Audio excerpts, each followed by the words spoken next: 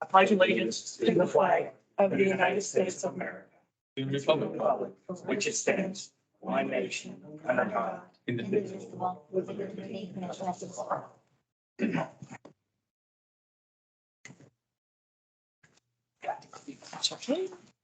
It's the only one, unless you got one over there. You're not. Roll call? Trustee Blower, Yes. trustee Fisher, Yes. trustee Patterson. Present. Okay, we will start the work session off with public participation. Steve Fagley?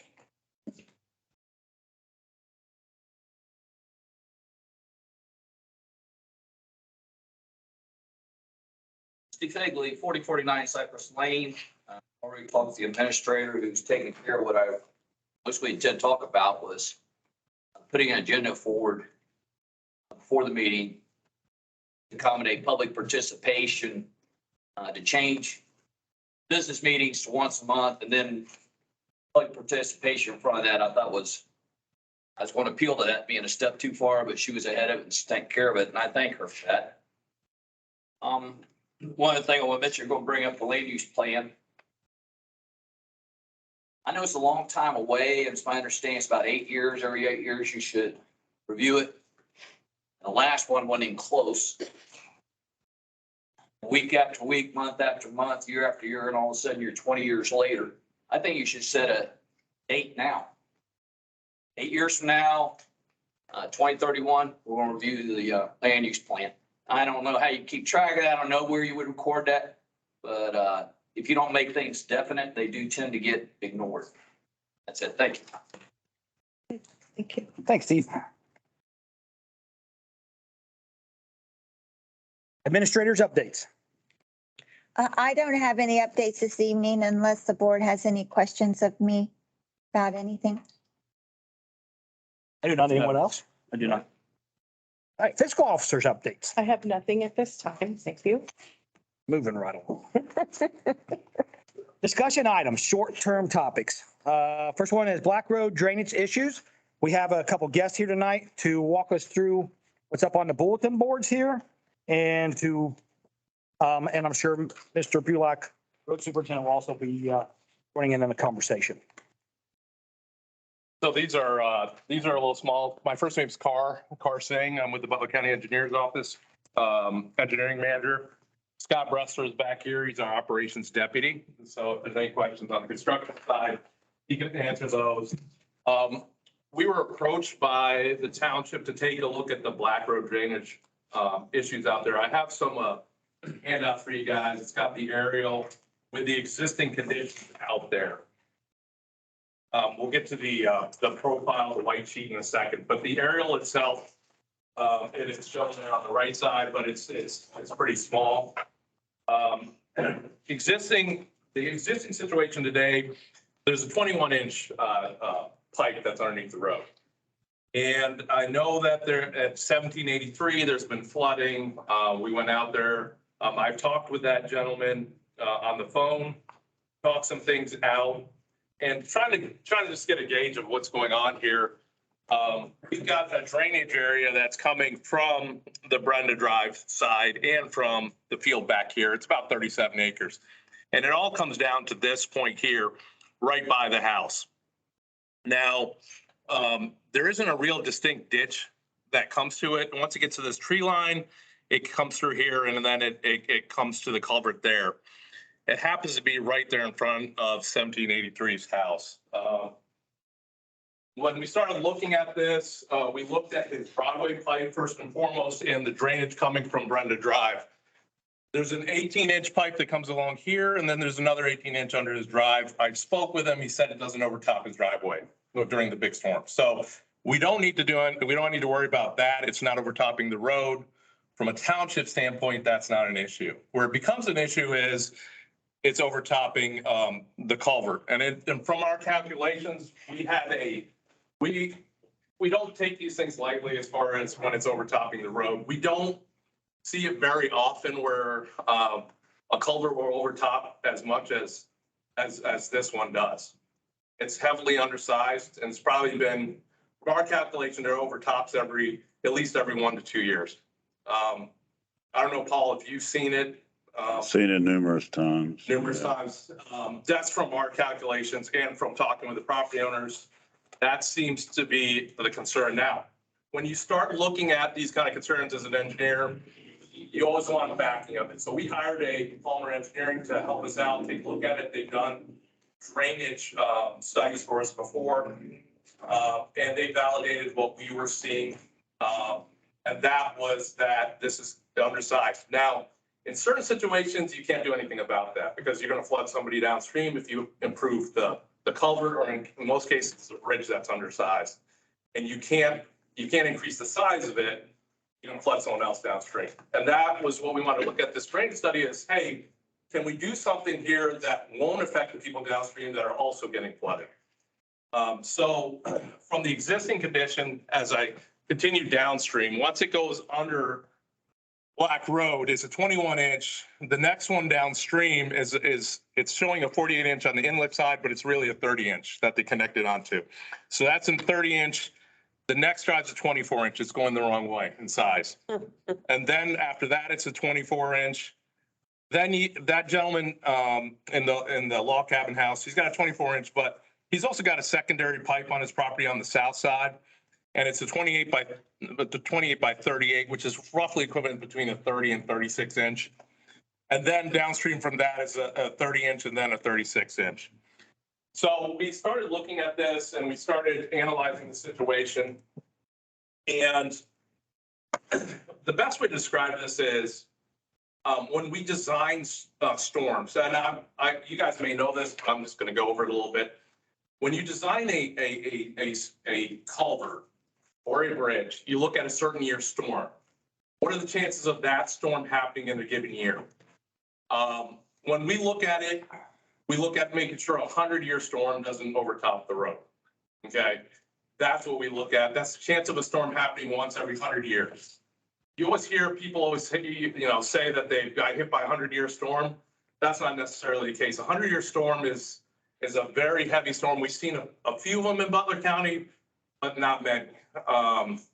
In this case, it's overtopping. I think it's overtopping at less than a 2-year storm. So that goes to the fact that it's going to overtop every year. Then the next gentleman downstream, 1598, his is also overtopping, but it's overtopping between a 2 and a 5-year storm. And then after that, the one 1634, he's overtopping at less than a 2-year storm. So it's completely undersized. When we look at these structures, we want to design for a 100-year storm, is what we typically do. Now, how do we go about doing it in this case? We have the consultant take a look at this, and there's an advantage with it overtopping the road, honestly. When you look at it, and this is looking at the profile, when you're looking at the existing condition, when it overtops, we have this is our culvert here, and this is the downstream culvert, the next driveway down. They are so close together, they're working in unison. They're working together, honestly. And this one is undersized and backing up into your culvert. After analyzing the situation and the proposed situation, we took a look at it. We upsized this from a 30-inch to a 36-inch. That's a gentleman downstream. And we upsized this 21-inch to a 36-inch. By doing so, we were able to do a couple of things. We're able to keep the 100-year storm off the road. Okay. And then in this case, it did help this guy's driveway downstream, which is a secondary effect. Let me put this way too. You cannot replace the 21-inch culvert without replacing this gentleman's driveway downstream because they work in unison. So both of these have to be replaced with a 36-inch pipe. In doing so, his drops as well. It's an added benefit. Now, I haven't talked about the gentleman on the inlet side yet, and I'll talk about him in a second. But then you start looking at it and you're starting to say, okay, it's going to add more water downstream. And the answer is no. We did calculations on it. The gentleman downstream is still going to be at a 2-year storm or less. He's going to get flooded. Now, the problem you're going to have is there's no more flooding on the road, which is what you guys are trying to solve. There's no more flooding on this guy. He's going to get flooded downstream, as he always is. It's going to overtop his driveway, but it's not going to be worse. It's just going to be what it is today. So the next big storm you have, it's gonna look like, hey, you put more water on me. You have not put more water on the gentleman downstream. You just solved the problem upstream. Now, let me get back one thing to the gentleman that, 1783, their house floods. Okay. And, one of the things that we looked at is we had our surveyor go out there and get the minimum opening elevation. Where's the water coming in the house? What elevation is that? And you can see in the upper right-hand corner, this says northwest east. Those are the different window elevations into his house. This is at 692, 693, 693.36. Those are higher than the 100-year storm that's overtopping Black Road today. So what does that mean? That means that he's flooding for a variety of reasons. He's got pipes that outlet into the ditch in the front that he has to sump to, and they'll close off if the water gets high. And then you've got a problem with the ditch along the side of his house. The ditch along the side of his house, we've walked it. There's not much of a ditch there. There's a 12-inch old clay pipe in there. It needs to get cleaned out. If you do this work, this down here, and we've got it showing time pretty quickly. If you don't ditch along his, or he doesn't ditch along his property, he's probably going to get flooded even with our solution. So that's kind of we see that all the time around the county. At what point does the township stop doing the work and the citizen pick up and take over? That's a debate internally for you guys. But to solve his problem, that needs to get ditched through there. There's a lot of trees out there. There's a lot of debris. There's a lot of honeysuckle that needs to get taken out to establish that ditch. It's on the property line between him and his field, the gentleman to the north. We haven't established the property line, but it looks like you need to get a work agreement or something from the gentleman to the north as well. We have not spoken to the gentleman to the north, but that would need to be done. Are you proposing take that old clay pipe out and make that an open ditch? Correct. Okay. Yeah, Paul, you got it. Not putting any more pipe in there? No, and I think that's just an old fill tile that was put in a while ago. It's not functioning really that well. Right. In fact, it's got breaks in it and it's open in the field, so it's not really doing anything. In fact, when we went out there during the rain, we saw the water going in and coming out, but it's really not there for any reason. So Okay. that's in a nutshell as far as the existing and the proposed. As I said, we didn't analyze these downstream here. Eventually, these gentlemen could replace their pipes with 36-inch pipes. I do have to comment, we did talk to the gentleman with the log cabin. He's the one with all the trees that are located out there. And he was adamant, and I talked to him, he's a great guy. I was telling Lori that I could have sat with him all day because he had some great stories. But he was talking about how he built his house originally, and a couple of things. One is he built his house and he built it above the ditch in his front, in the front, but he used a gravity drain from his garage. And the problem with that is when that ditch fills up, it's backing up into he's got a backflow preventer, and then it's backing up into his garage. So that's going to happen no matter what. I could talk more later about that if anybody has any specific questions on him. But I did talk with the gentleman, 1672 downstream, somebody pulled up in a pickup truck. I'm not sure what relation they were to the owner, but he said that he's only maybe seen it over top maybe once. And he's the one with the 30-inch downstream. So he sits a little bit higher. So that, and it's a little bit, as you go downstream, it's flatter up here and then it's a little steeper downstream. So it makes sense. So that's it in a nutshell as far as the proposed design. Yeah. Okay. You guys have any questions? I'm gonna make sure I followed you. Yeah, go ahead. So you're proposing 1783, we take the 18 and we make it 36. 1598 goes from a 30 to a 36. We're okay with the 24 at 1634. You're gonna be able to take a 36 down into a 24 Yeah. So without problems? yeah, so that's what, let me explain. The 18 the 18 stays. Your pipe is that 21 inch? I'm sorry, we take the 21 to Yes. 36. Okay. Yes.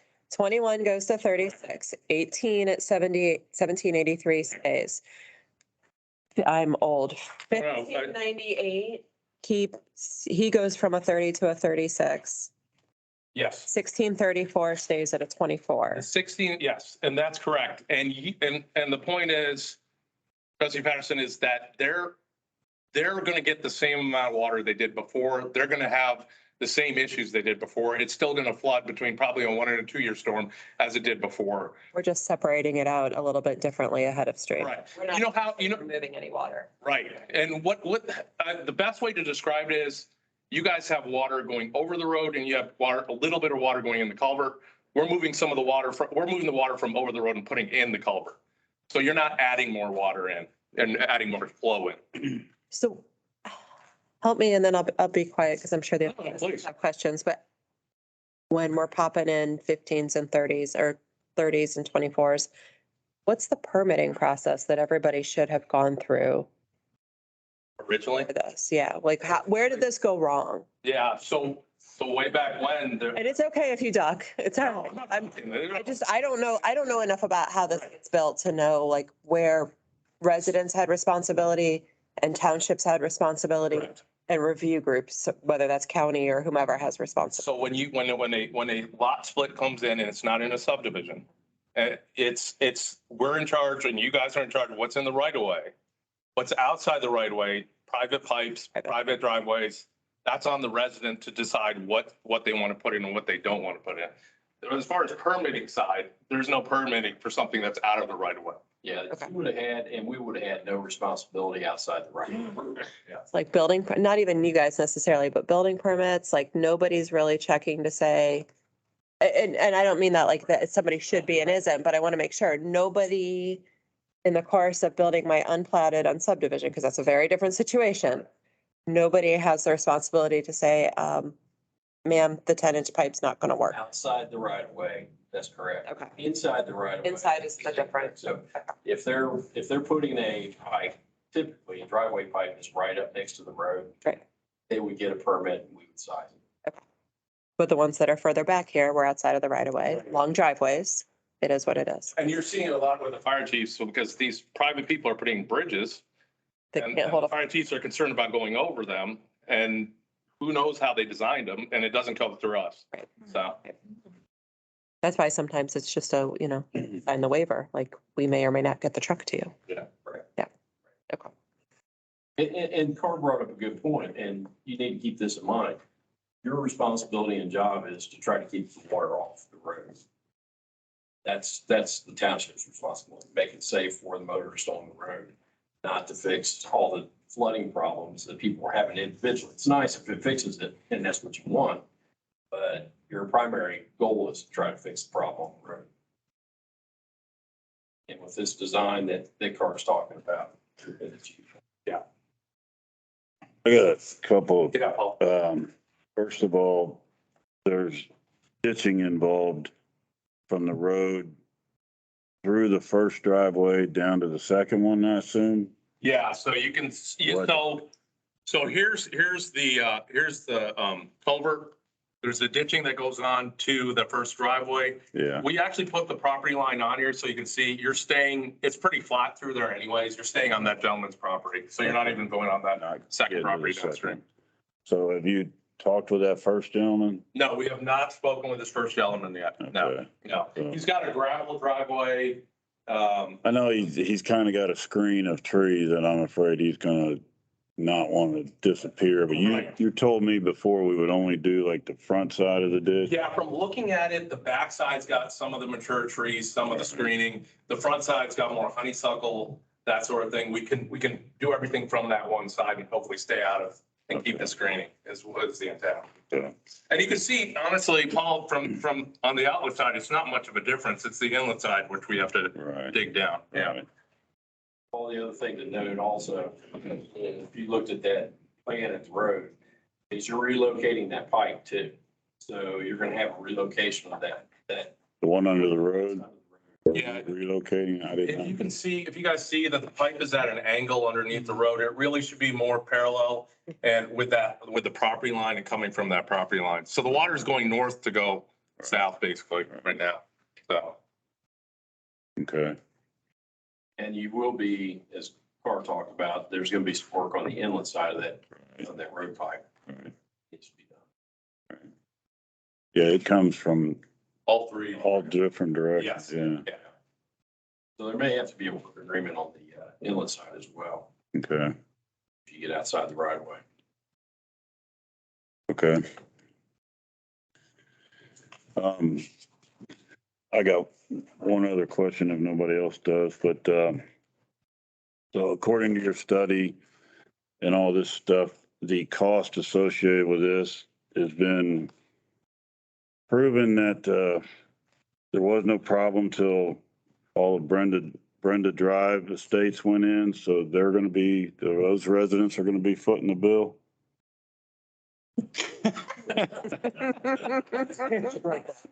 Wow, Real quick. we are on fire tonight. Yeah.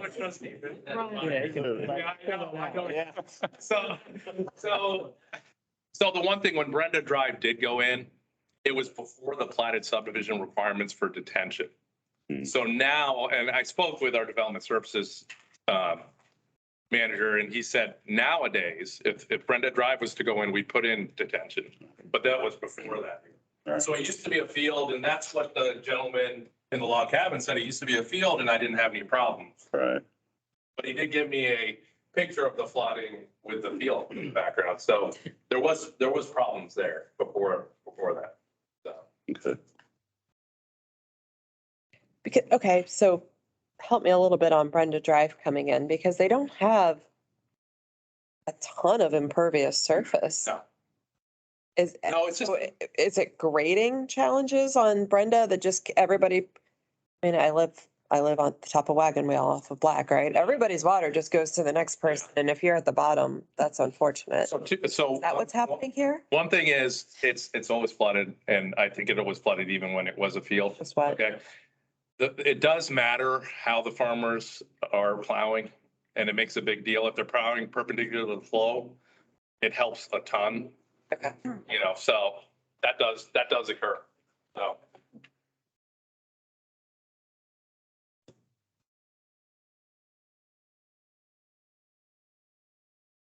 So there's only one culvert that goes on our Black Road that needs to be replaced, and that is just north of the 1783 block, Correct. the hard block line that I see across Yeah. Black Road. Yes. Okay, right here.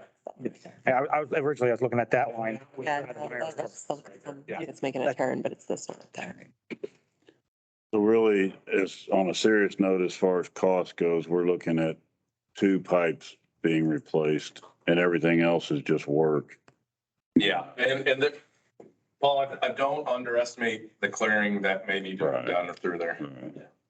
just to get that ditch in. So you're going to have material wise, you're going to have, of course, your pipes. You're going to have I highly suggest putting low strength water back in as backfill. Yeah, You're going to have a bigger area to fill because you're going to have to relocate the other pipe. right, And then you're going to have your asphalt and then, of course, seed and restoration materials.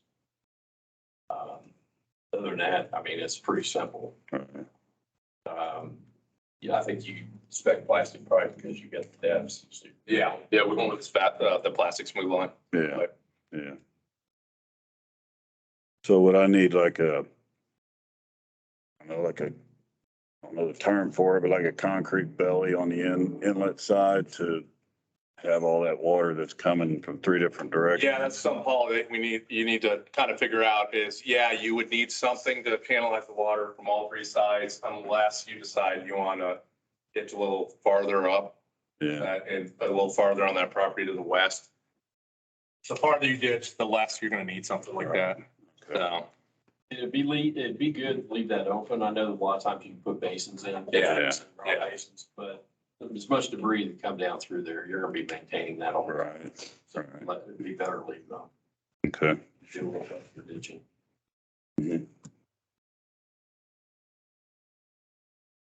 So then, I guess the only thing we need to decide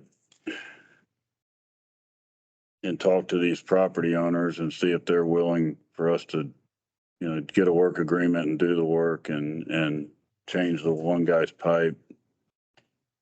And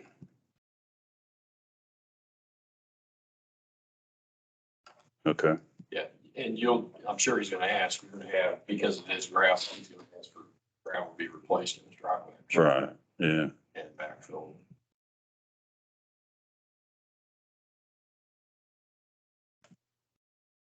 To Carr's point, and he did bring it up, just I'm throwing it out there just so you're all, ready for it.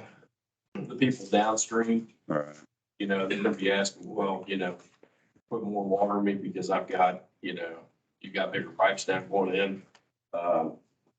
They were getting, to Carr's point, they were getting that water before. all right. It was just not going through pipe, it was going over the pipes. Mhm.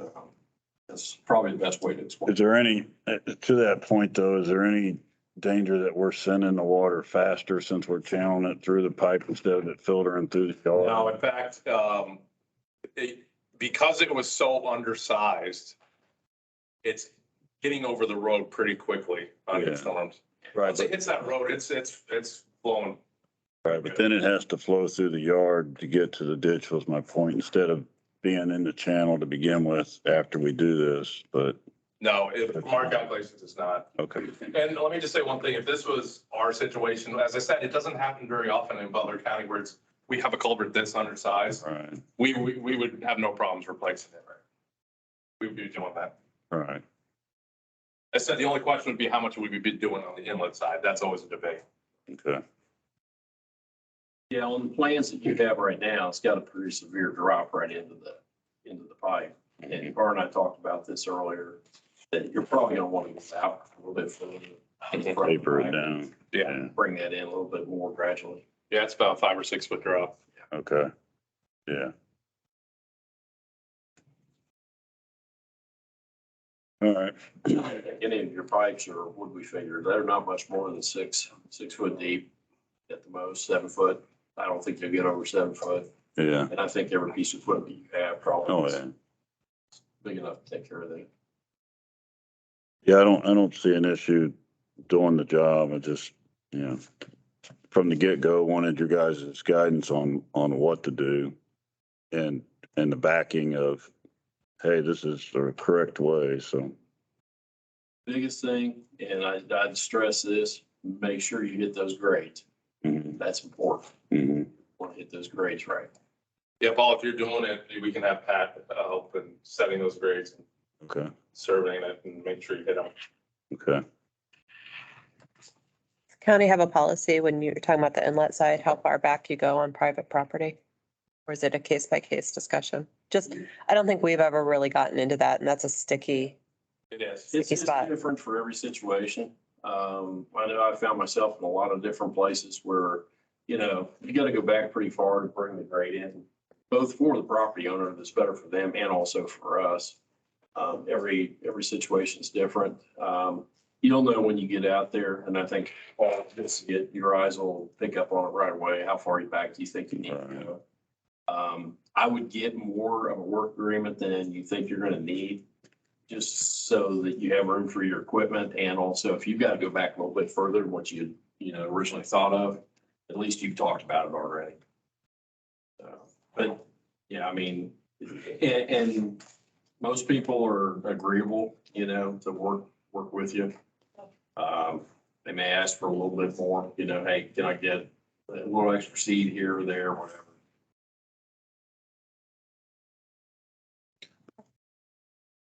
So there's just a work agreement. There's no easements or anything else that we got to purchase or anything like that, right?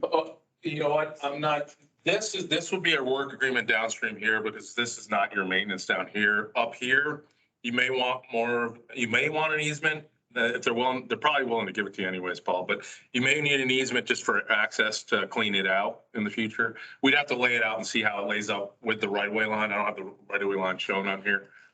That was my next question. Once we do this, are we bound for the maintenance of it? Only the To culvert keep the itself. debris out? Yeah, If only, I clean that ditch out 50 feet, do I have to you maintain do it? not have to maintain it unless you want to. That's what I'm saying. You, if you decide you want to take an easement to maintain it, you can. Yeah, Or you can talk with the property saying, we're taking a workroom, we're going this far back, from this point forward, back is your maintenance. That's your call. And you okay, want to craft a work agreement such that it explains that detail, yeah, you know. And we can help you if you decide to do that. We can put the plans together, the work agreements and easements together. That's what we do to okay, help you guys out. cool, If you do take an easement, then now you've taken also the maintenance responsibility. right, okay. How long do you think it's been since that ditch was cleaned out? But both roadside ditch, which maybe Paul knows how often we get through those, but also the inlet ditch coming off the field. I bet that. It's ever been? Cleaned out 20, 30 years. At least. That's what I'm thinking. I just, At least. And, anytime you're close to a farm field, just the constant plowing and using the field, you get the sediment and things Sure. in the ditches sometimes. that's what I'm just trying to get a handle on. Size trees through there. So, in the wild.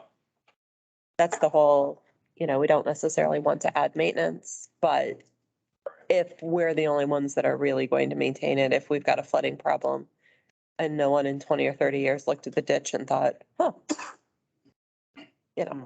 that's food for thought, right?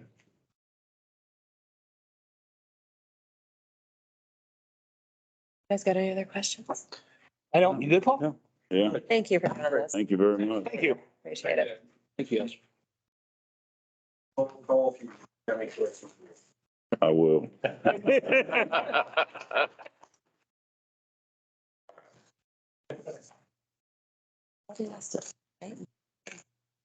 Thanks a lot. Sorry? Some direction. Yeah, Paul, do you need us to discuss this further as a board to give you some direction and moving on, or you want to just let? I think you guys need to discuss it or think about it and I know we need to do it.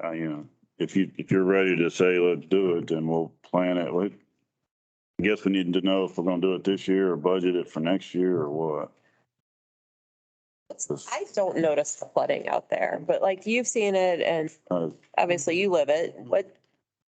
It's, When we say flood and crossing the road, what are we?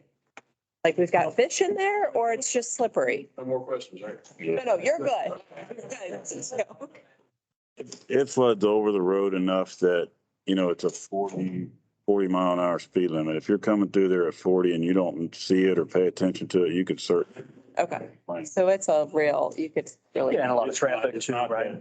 Not 6 inches deep, but it's but it's enough. 2 inches and it's flowing, so it's definitely a safety concern, and I know I've seen it a dozen times. I've put signs several times, but usually by the time someone calls me and I go get signs, it goes down, but it depends on how fast the rain comes and obviously how much we get, but especially when it rains fast and hard is when it happens.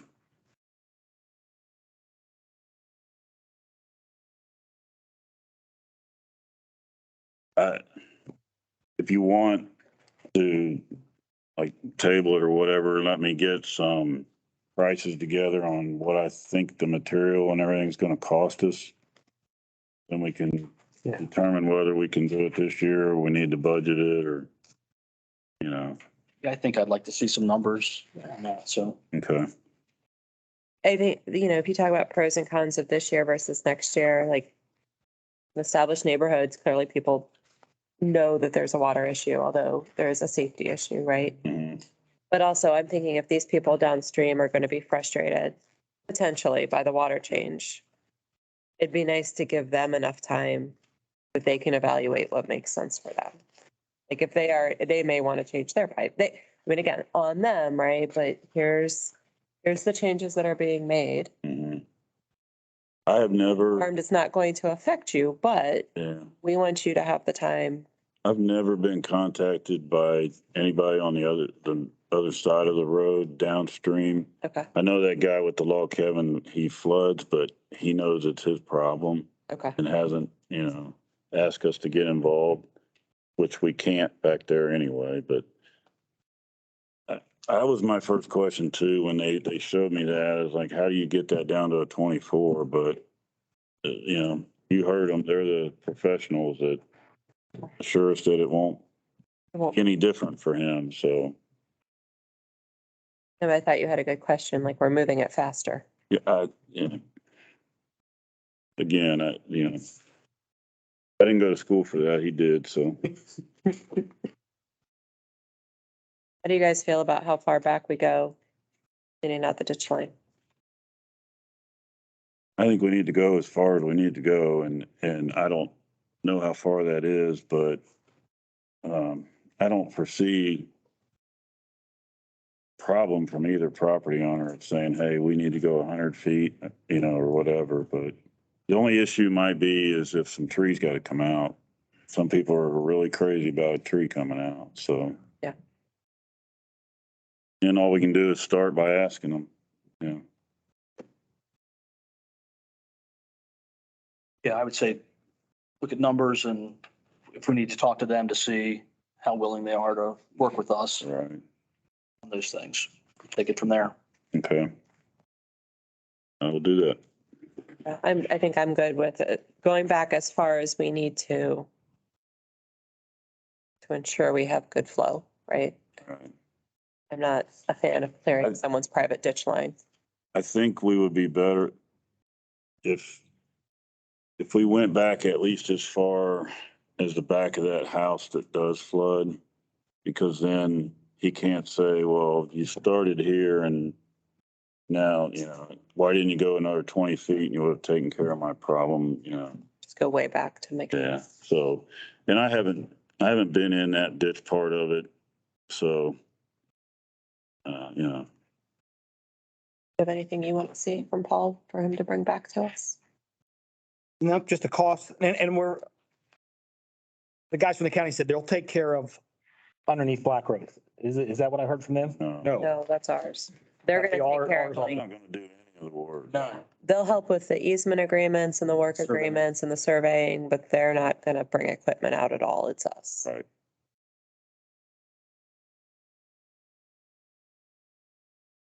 We're looking at 5 total culverts, No, we're just No. looking at 2.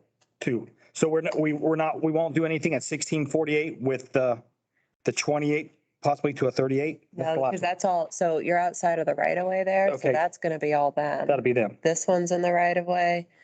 Even the first driveway's, 98? Yeah, like it's out. kinda in the right of way. What I about think. 1634? Because that's the one that are two extremely close together, right?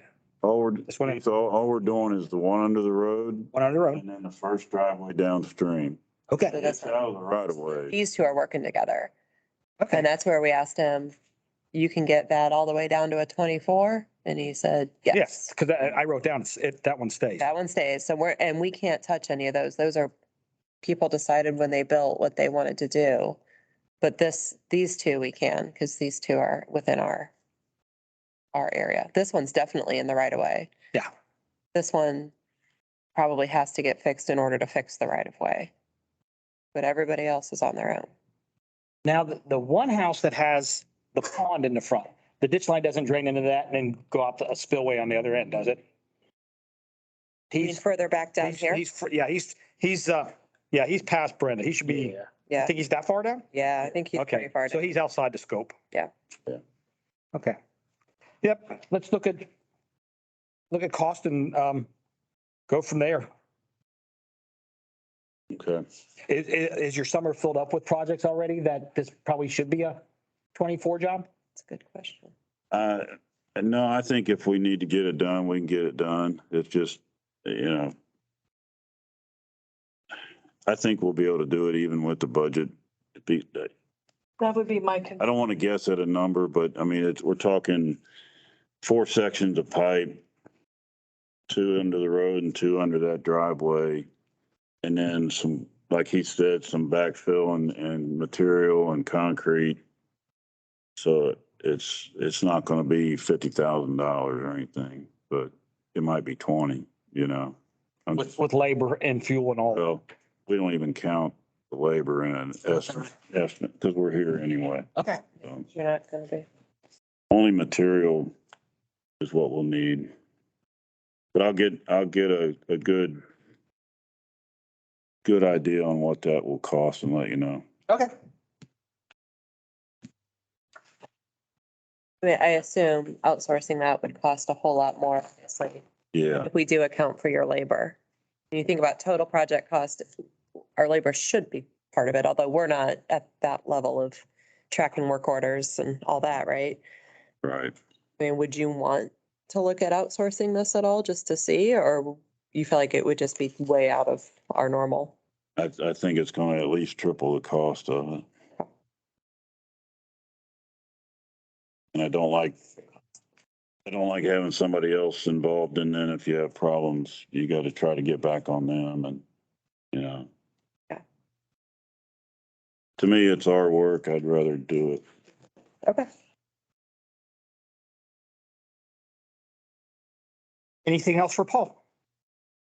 Well, you guys- Paul, if you're good, your presence is no longer needed if you'd like to go home. Go. It's a work session. I will take you up on that. Thank you all. Thanks, Paul. Thanks, Paul. Paul? Next in our short-term topics is police department levy. Chief Burton, I guess the floor is yours, sir. So, it's been 5 years now since we put on a levy. Been going over the figures with, Julie and Lori, just trying to figure out what the approximate millage should be, what the needs are of the police department and everything. We've come up with different figures. One was a 1 mil, one was 1.25, and one was a 1.5 mil that Julie came up with. Part of the conversations was, I mean, currently the levy that we have is up for renewal every 5 years. So essentially, this police department is at the will of the township, which I understand that, but how difficult is that as an officer if every 5 years you may not have a job? So part of this needs to be a permanent or a continuous, whatever verbiage you want to use, that we should have some kind of a levy that is in place all the time. And then decide whether we renew it or whatever. I mean, being fiscally responsible, and Julie can show you how we have been fiscally responsible, because even after the last levy was passed, it was already underperforming because of things that took place after we had passed that last levy. One was the 2 SROs that was put in at the school, which wasn't budgeted for, and other things that weren't budgeted for when they did the last levy. But, so that'll be up to the board as far as what you guys feel is the appropriate amount. Obviously, we're not going to be asking for an astronomical amount. And I know people, especially during these difficult times, about feeling overtaxed and everything. And I know we're going to be competing with the school once again. Their levy is going on here in a few weeks. I don't know how it turns out, if they'll put it on again in November, when this one will probably be on the levy or on the ballot. But with needing new equipment and replacing some cruisers in additions to additional cruisers and officers, because I know we're hiring 2 with this ARPA funding, but those funds will end in 2 years. So we're gonna have to incorporate that cost. Insurance has gone up 30%. Who knows what the cost of insurance is going to be over the next 5+ years. And just because we put on, and I discussed it with them, because at Springfield Township, we would pass a levy and we might not put on another levy for 10 years. I mean, if you're fiscally responsible and depending on the needs and stuff like that. I mean, just because you have a levy for 5 years doesn't mean that you necessarily have to put it on every 5 years. So those are just some conversations that we need to get going so that we can get committees and get flyers out and educate the community about the needs, because they have decided the last 2 times with the levy that they want their own police department, and I 100% support that, obviously. So I think we have a good working relationship with our community. They like the work that we do, the professional organization that we've shown them. So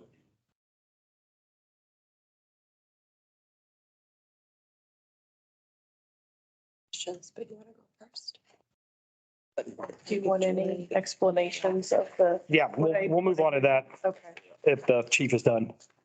I'm good for right now because I know we will have more questions and you see the different figures that Julie has drawn up for, as far as the millage goes. So I think since we last seen this sheet, you added the 1.25. Correct. Okay. And then if you flip to the back, there's kind of a summary of revenue. Keep in mind that the current levy, 7.5. 3.75 is currently bringing in approximately 800,000 annually. It's getting increasingly harder to work within that amount with a full-time department. So with that being said, the very first box at the top that's ordered is if you just renew it. Currently and what it would do is basically they take your value times, multiply it by the current effective millage, and they go, okay, now you can't exceed. And in this case, it would be that 800,000 annually would turn into like 815,000 annually. And the effective millage will change because there's a pretty good chance, according to what I'm reading in the newspaper, that valuations are going to go up 24%. So that 3.75 will get adjusted down. It's not ever going to exceed the 3.75, but basically it's going to come in and around the 815,000, give or take. If you replace it, you basically say, we want to reboot the millage. A current residential rate is at 3.38 mils, and it would go back up to the 3.75. That would bring us in about 902,000 annually. So we're getting 102,000 more than the current by simply replacing it. And then if you look at, and on a renewal, there are no new taxes. I mean, it's what you're used to paying is what you're going to continue to pay. On a replacement, $100,000 home, they would pay an additional $25 a year if we replace that millage. And on a $215,000 home, about $54 a year. So we're not talking huge buckets of money. I personally don't think the $100,000 model is I know it's a neat, nice round number and most people can do the math on it, but I don't think it's reflective of our community. But that being said, then you have options. You can do a replacement or a renewal with an increase. Or we can run the renewal and do a standalone additional mill, or additional mill and a quarter. Each mill is going to bring in an additional 240,000. And then I did the 1.25 just so you can see the differential would give you an additional 300,000. On the back of that sheet, if you flip it over, I kind of recap the overall, what the millage is, what a renew with a 1 mil, what a replacement with a 1 mil, and so on and so forth. I took it all the way up to 1.5 mils, just so you can see what we're dealing with. I also continue to track what it's going to cost the homeowner of a $100,000 home and a 215,000. What I neglected to do on that is keep in mind that currently the homeowner is paying 105.78 on 100,000. So it gives you, whether it's a $30 differential for the year, a $50 differential. None of the numbers are astronomical. Again, though, I know an increase is an increase and no one's excited about it. But from a numbers standpoint, this is what we're looking at, and looking at inflation, looking at salary costs, and we're on the low side of we're doing our best to try to stay current with the market rate on salaries, but also the benefits. We do have an ARPA grant for 2 years if we could find some qualified candidates, but just maintaining what we have, and the rotation that you have to maintain a full-time department, and with Chief Roberts' creative scheduling, having multiple officers on the road during peak times is is important in this community. I mean, I don't think you're going to find too many residents who would disagree with that statement. They like knowing that their township is being covered. So, but it's basically what we have. We do have the ability to make the existing, whether we renew it or replace it, to make it continuous. I've explained to Chief Roberts that, you know, there's a good side and a bad side to the way Ohio levy law is. If we make it continuous, this is going to be our means and there's no reboot on it. It's when you have to renew it every 5 years, you get a chance to kind of refresh and capture the growth that your township has had and get a little more money. That's not an option, but like he spoke to with being fiscally responsible and frugal and creative, an organization can take a continuing levy and make that work for 10, 12 years if, you know, with just careful planning. So it's like when you build a house, you don't want to build so much of a house you can't afford it, but you also don't want to build a house so small that you outgrow it in a year or two. So I don't have a recommendation at this time, because that's not me. I'm giving you the numbers and, you know, what can we ask for and what can we ask our residents for? That's the big question right now. And the reason we're doing this in work session tonight, because with some guidance from you all tonight, I'm going to reach out to the auditor and request levy worksheets to make sure that the numbers that I still got it and that I'm still capable of calculating this stuff. But it's nice getting it from the auditor, and that way we know that we absolutely have the numbers that we're working with. And then probably giving Marion Nardiello in the prosecutor's office an idea that, hey, we're looking at going this route, either renewal, replacement. There is some new legislative language that now has to be included.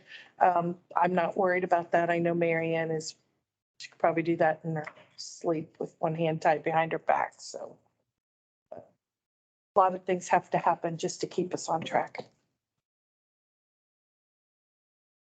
What was the dollar amount of the ARPA money? Like Two and some change? little over 200, like 249, I think it And was, then some of that is earmarked for the retention. retention. So we have about 2.25 maybe to play with for salaries, and depending on when we can get someone hired, we may be asking to amend the grant to go into next year. That's fine. That's a different meeting. That's a different meeting. But it is nice knowing we have that fluidity with that grant. They have indicated to Chief that, yeah, we're very fluid with that. So tell us how you need to amend it, we'll amend it. So we could potentially spend that money into next year too. Yes, there is that option to extend it. Is this net? Like what we're paying net after we lose the rollbacks? Yes. Okay. Well, and that's the 215. On the 215, Yeah. yeah. So it's not the plus value of the rollbacks. You Right. went ahead and, okay. Thank you. Did you guys catch that those are nets?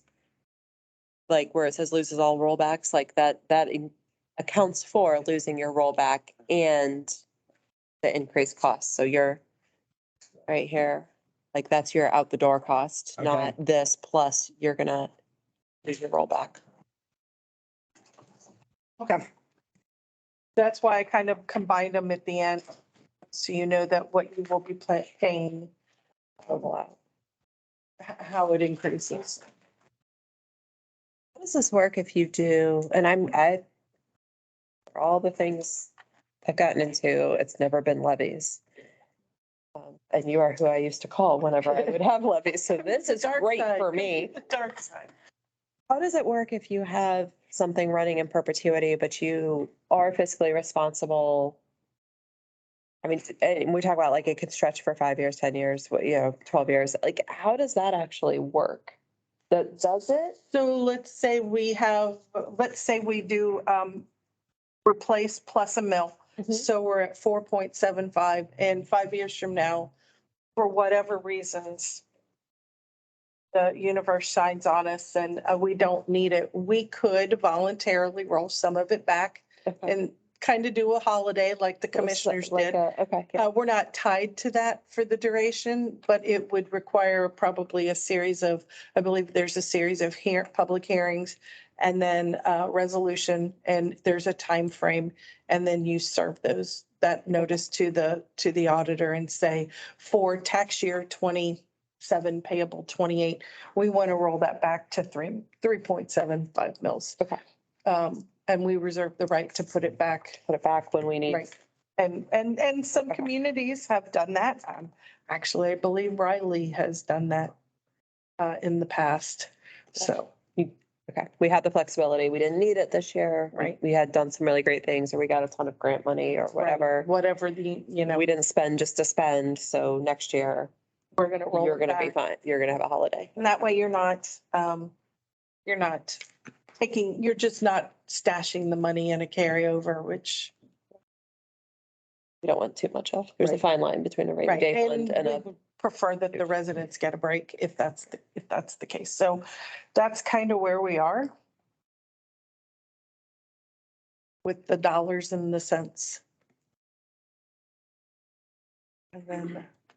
And keep in mind, we have to run this in November. There is no revenue stream in 24 without renewing or replacing this levy. We have to do something. Bare minimum is renewing it. The next level is replacing, and then one of those two options. Renew with an addition or renew with, you're already losing the qualifying rollback with new money. In my humble opinion, you're just giving up, $85,000 just to be able to say renew. So if you're going to do with an increase, you can't say no new taxes anyway. So to me, it's kind of silly. If it was if you're only exploring renew or replacement, I'd say debate that all day long, decide what's good. But if we're going to have to ask for something, in addition to, and I would also probably recommend we do a replacement with an addition, because to have two of them out there floating, we're constantly in that battle. The good news would be they would be on the same cycle, unlike the fire levies, which are on, people are like, we just voted for the fire levy. Well, no, this is the second one. I mean, it just creates, people get tired of seeing it.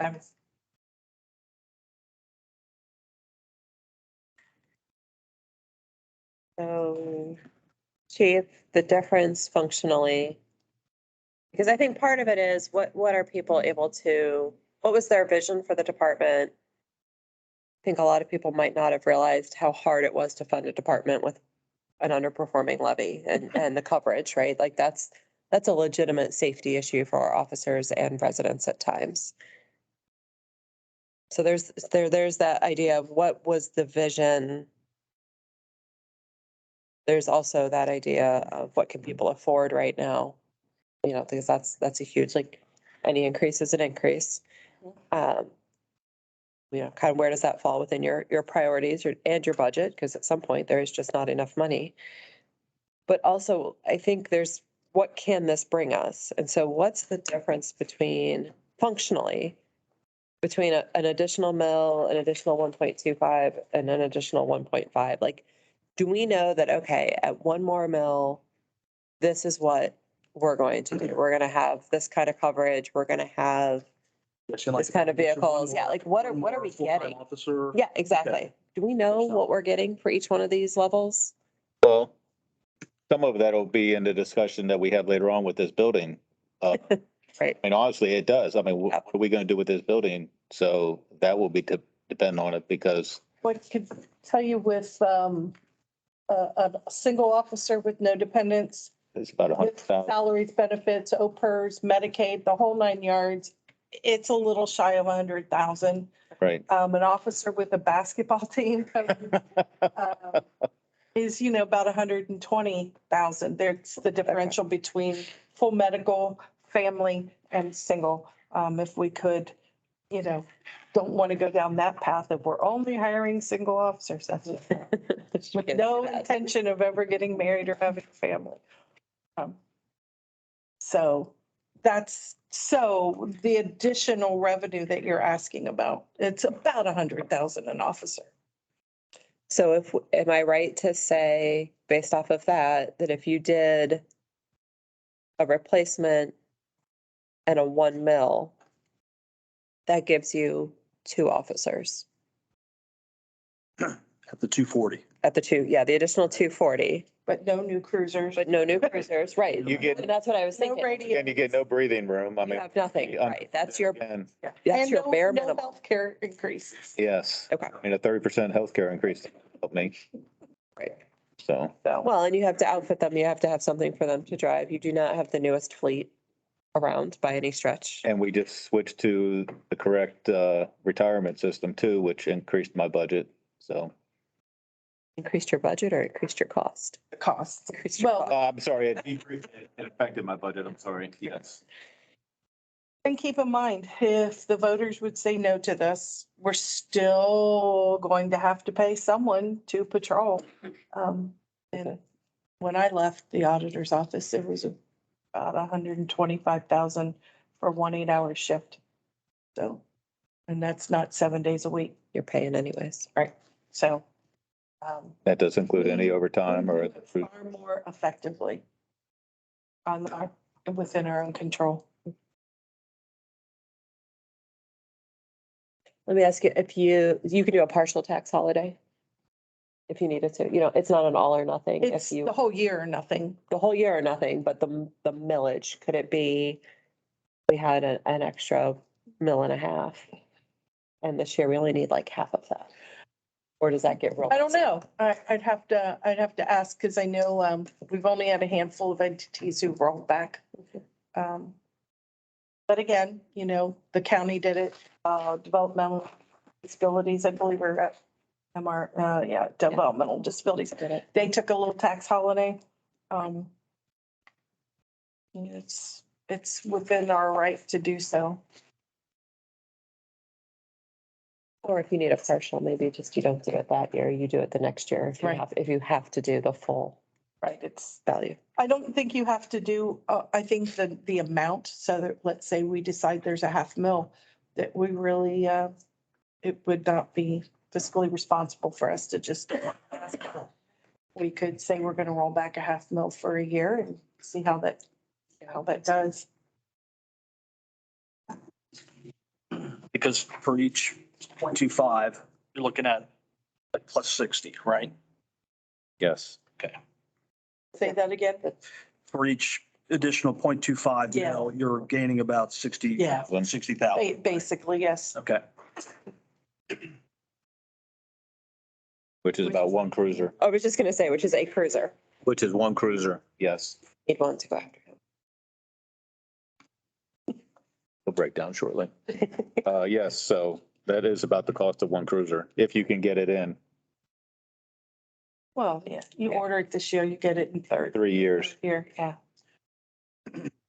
So let's say we hire someone. They come with a basketball team.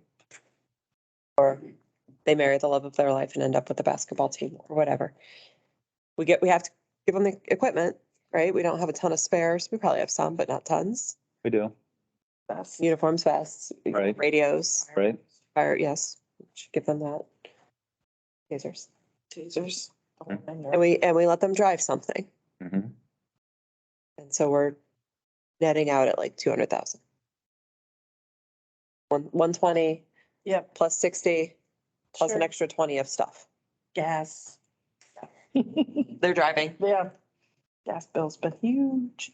Is that like ballparkish? I mean, Yeah. I mean, I may be 10, 20 off, but I mean, we already have some of the equipment and all that and some of the uniforms, so that saves us. So, but yes, and we have to your point, a building discussion. hmm Can you use levy money on Building, capital expenses like you that? can, because if they were in a standalone PD, they would have to. And we do prorate. Yeah, so like The this portion expenses. would be for, We're not quite, we usually, any expenses to this building, we usually split unless it's been determined that, general fund is going to take it, and it's really not not a PD thing. not something that. Just depends on which thermostat and where it's at. Where's the cat food? We fix that problem. Been voluntarily donated. So Very nice of you. So on like personnel, how do you feel that you are right now? More is always better. I know that's besides that answer. well, I mean, I need personnel. I mean, the last person that we hired left after 2 weeks. So I have somebody who's in the process. Actually, I have two people that are in the process. I would like to hire somebody that has some experience and somebody maybe out of the academy instead of trying to hire two people straight out of the academy.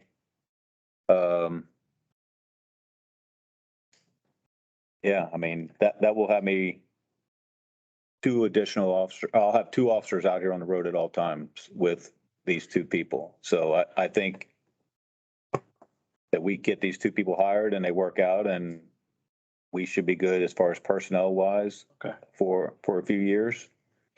I know Art only has a few more years left in him. So he's 62 now. I know he only plans on working for a few more years or 63. So, but So if we hire these two on now, we're at two officers 24/7? Yes. Or we're at, okay. yeah, What happens when people want to take their vacation then you're not at two officers. and you're not going to be at two officers 24/7? Okay.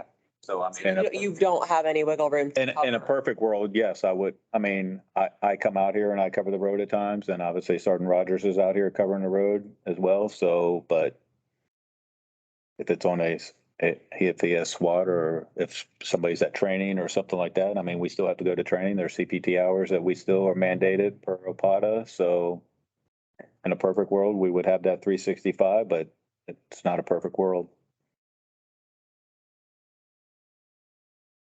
Other times of the day where you need three? Do you think we're pretty good with two?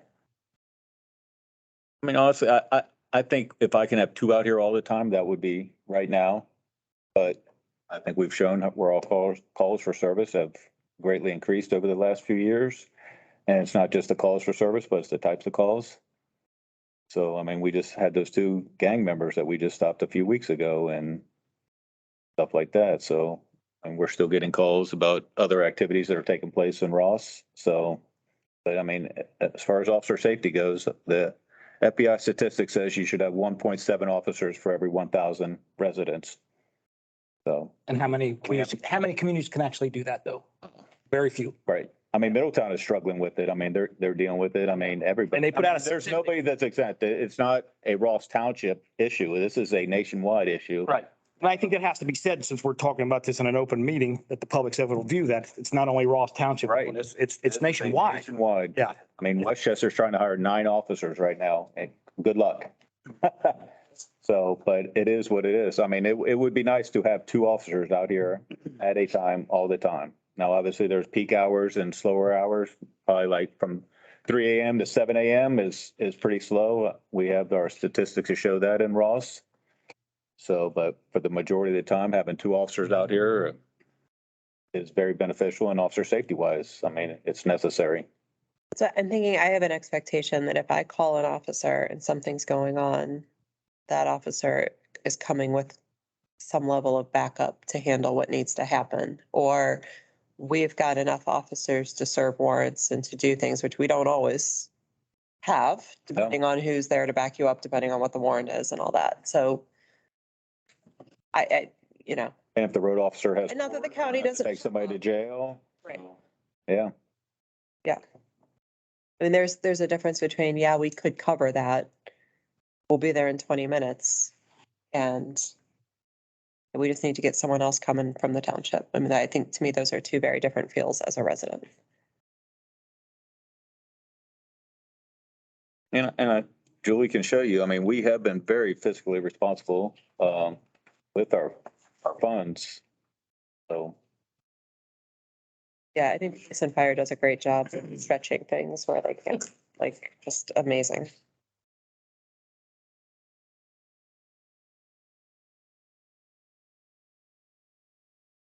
what's our next discussion with? Do we want to talk about what we're actually foreseeing? Want to narrow down the types of worksheets I request from the, Yes.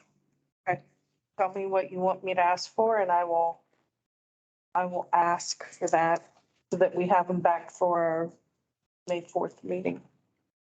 Oh, yeah.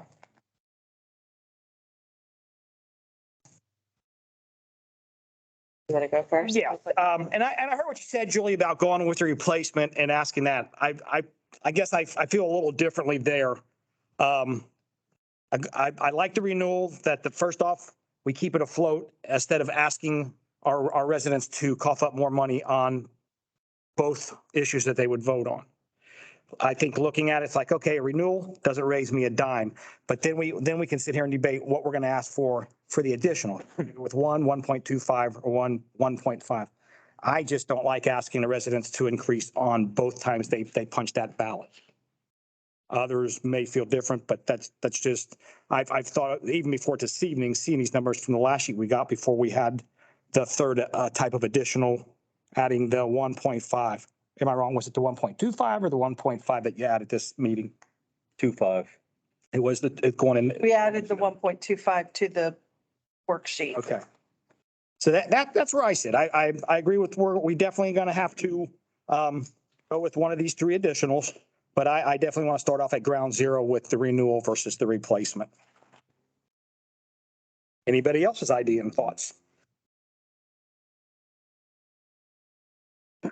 So I look at the additional, I agree with everything you said, but when I'm looking at the additional, I mean, when I agree with being fiscally responsible, and I think these guys do an awesome job with, making the most with what they have.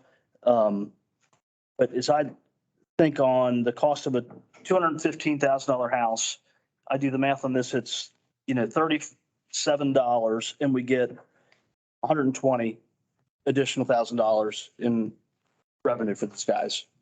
To me, that's a good return on investment.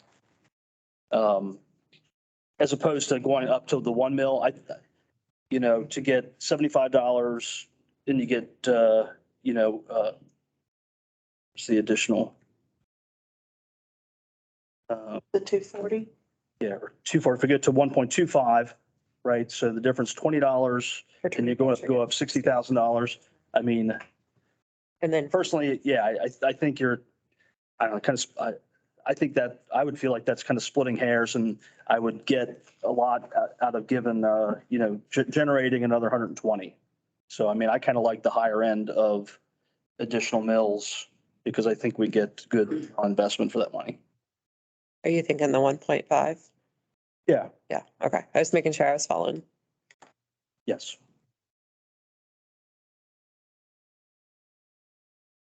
Yeah, I think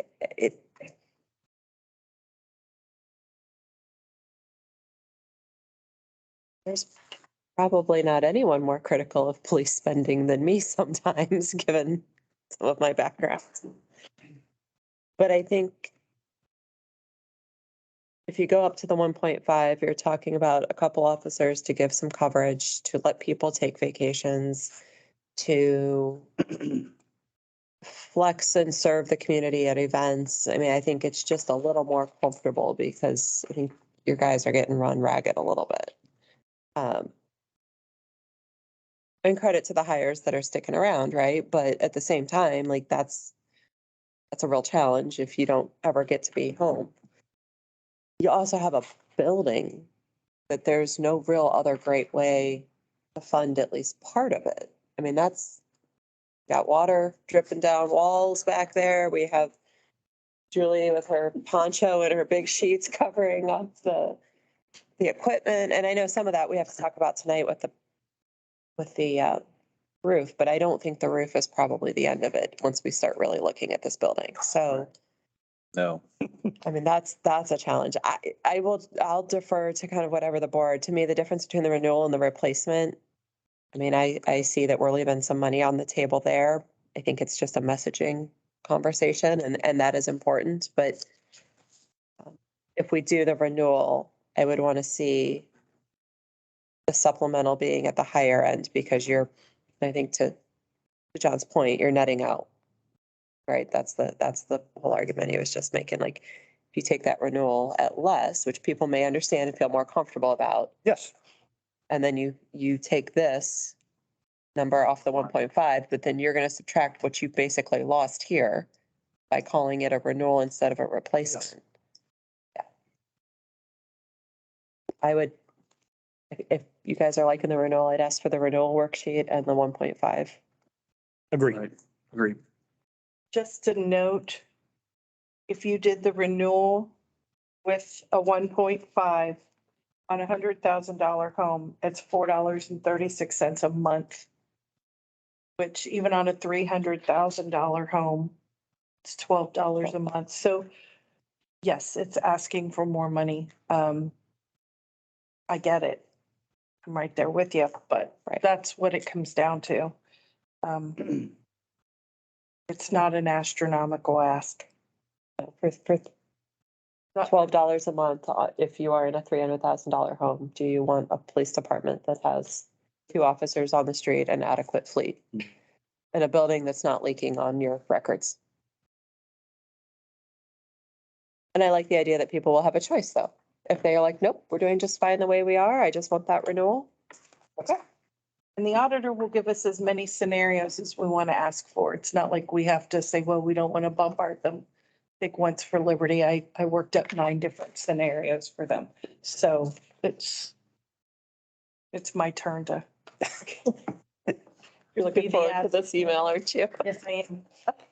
So, and Julie's saying that, do we want to just look at the renewal into 1.5 or do we want to see all 3? That's where you're going, if that's what your mindset is. If the numbers come back and they're really, really close, then Yeah. we know my. Then it's a great sell that we went with the 1.5. True. All we're doing is just checking, those worksheets are checking just my checking math. Julie's work. They're not gonna probably tell us anything different They're since she used to do the worksheets. Okay. So it's just a way for us to validate, Correct. hey, yeah, this is gonna do what we thought it was. It also starts the process for them to let them know that we're coming. And it's a double check for Mary and Nardia. They will talk to each other along the route and she'll say, hey, have you given any worksheets to anybody? And they will respond. And then if we have already reached out to her, she'll take us off the list. And if we haven't, she'll be like, hey, are you ever gonna request ballot language? So they work kind of in tandem. I think we should have the county do the worksheet on the renewal. Let's just look at the replacement, just to make sure that we're understanding. Okay. And then the 1.5. Okay. Because if the 1.5 comes in right, the 1 and the 1.2 are close, Yeah. right? If adjustments need to be made. I don't know that at the moment we would ever go above 1.5. I think there'd be a lot of angst about that, and we probably need to grow a little and think about that and kind of shore up our situation. But 1.5 would let us hire some officers and make some capital improvements and give you some breathing room. Right. Sound good? It does. Perfect. Good. That's it. To ask for.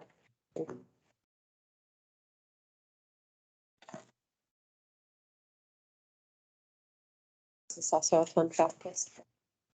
Yes, That was fun. Make sure we were all on the same page. it's just for your reference. I went through this one. That is very well explained. We're not going over this this is just information for us. FYI. Yeah, this is just like if we had questions as we were talking about, like how often does this happen? It's on there. Or if we get residents that call us with questions, like, hey, I don't understand. I did post it on the website as Is well. that, okay.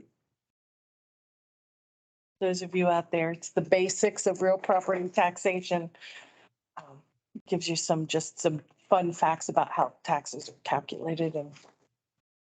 I covered it in 2 pages. Actually, I'm impressed that they did it in 2 pages. Large font too. It's very. I was actually impressed with it, so, There are no margins though. no, there. All right, Are we good with the police issue for this evening? on to ARPA. Levy, Sorry? that's as far as the levy goes. I know this one. No, on to ARPA. Yeah, that's all we were talking to you about. You can go home if you wish, or you can hang. Oh, we're not talking about the ARP. Oh, is this part of you too? I think- Disbursement of the ARPA law? I thought you already had your money. No, I think we were holding on to it because we were waiting to see how other things shook out, right? Okay. Is that the right thing? That was the initial thought. Okay, let me read what we're going into for the public. Okay. Disbursement of ARPA law enforcement violence sub-grant retention bonuses. All right, the floor is yours. Now that we know, Floor is mine. whoever wants to talk about it, roll. Paper, scissors. I know I've talked to a few people about this already. We've been awarded this grant.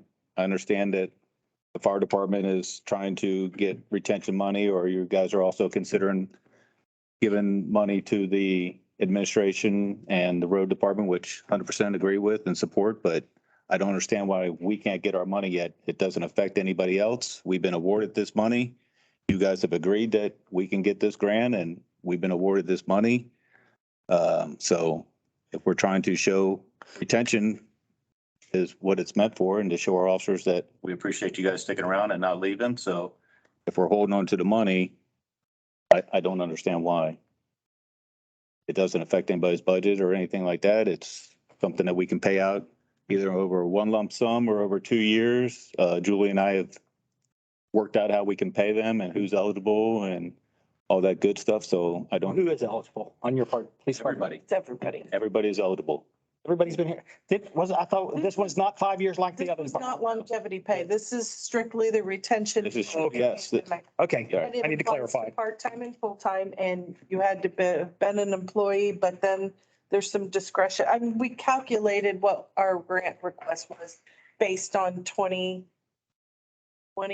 or 22 salaries, correct. 21 salaries. And they can't get more than 10% of their salary over the 2 years. So we figured out what that would be, and And when it came up before, the fire had just been asked to resubmit a bunch of information. And of course, we've heard nothing. So we do have a grant. We have an obligation to spend the grant. It would be nice if we could do it all at one time. I don't think that's going to be an issue. I don't think that's going realistically be an option. So now back to his point, we have the money. And I think that's where we were, was the fire department, we thought could potentially find out pretty quickly. We could then have that conversation about, administration and Paul or streets, they also worked during the pandemic. So if this is truly a thank you for doing that, how do you leave out two functions?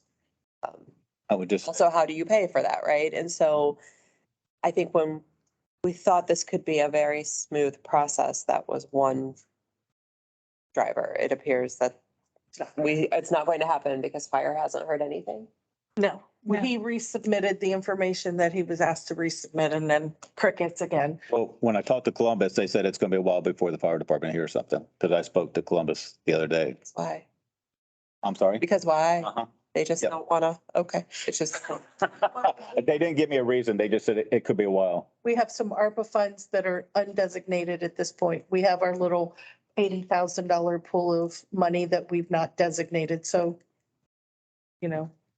if for some reason, but again, we have an obligation to distribute and disperse the money because of the terms of the grant. So, and if we're going to do that, then I actually need, are we taking 10% of their current salary structure? Because right now we just have a pool of money because we have people who left, who are no longer here. Now we have new people that are here. So do we just take the current salary structure based on 10% of the 23 salary? And then we're only going to get 5% this year, and then we'll repool the money and we'll look at next year and disperse it accordingly. So the way it's written, if you started with us 3 months ago, Yes. you count, you qualify. Yes, You qualify. correct. I mean, essentially, anybody I hire right now, I could give them money next year. Right.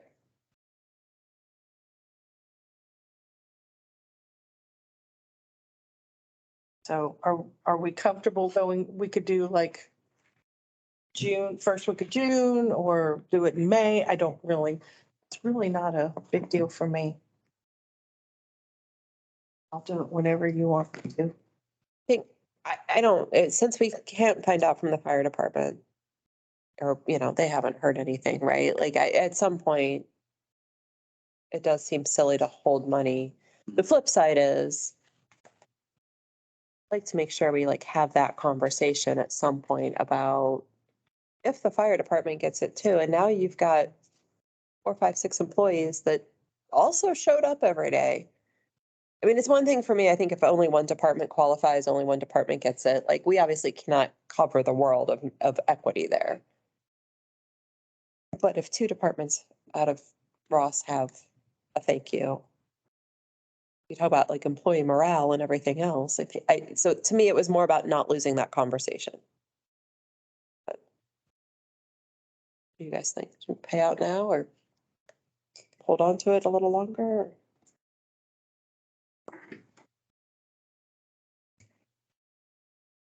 I really don't want to hold on to it any longer. If we have it and they're eligible for it, let's get them paid.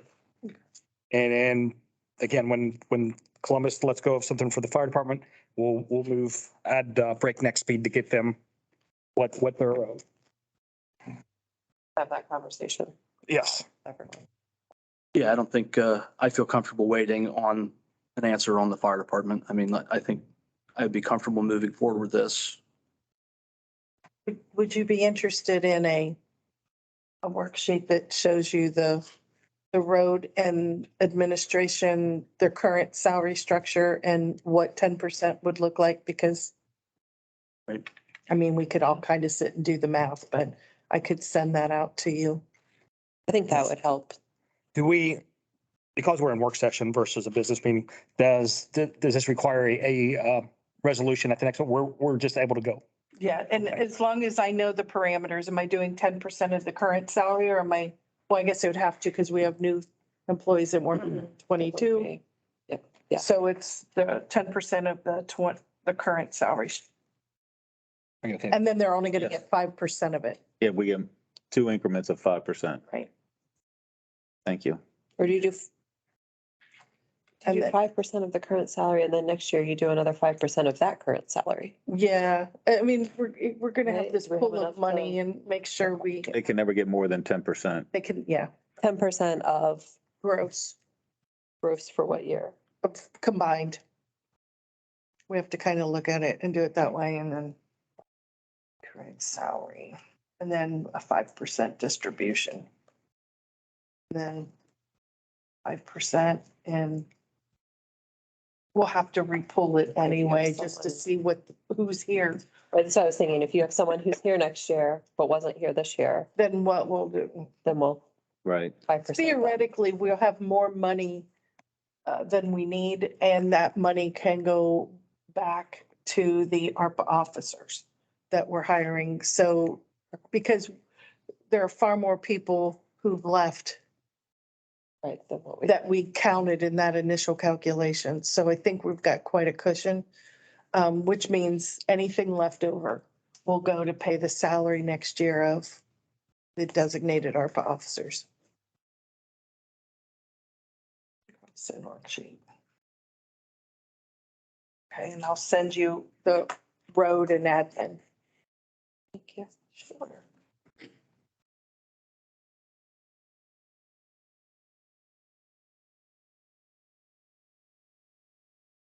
So is that for in May or June or? That's right, you need timing. Or just as soon as I can. Next, The numbers? next week's a payroll week. I try not to do it. I mean, I was able to do the longevity pay in the same week as a payroll, so. it So just sometime in May then, Well, probably? I would say if next week gets backed up, but I don't see why I couldn't do it for payroll next Friday. Okay. If everything Stays low key. I know I should not have got something. Okay.